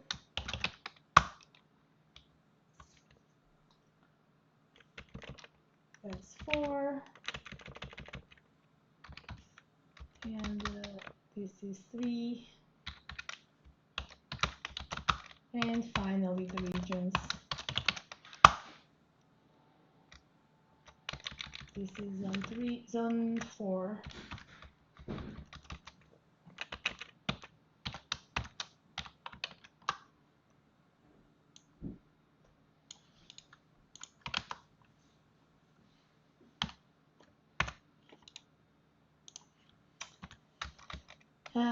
This one should be here. And internal port should be 3. All right, I think that's it. So I have set them up. And now I cannot run it because I need to fix the database. So this was fun. Took about 1 hour more than I wanted. I thought I could do this in an hour. Ha ha ha. Thanks for watching, and I'll let you know when I have all of these fixed. And the next one's going to be installing the Wi-Fi web application, web interface. Thank you guys. Bye.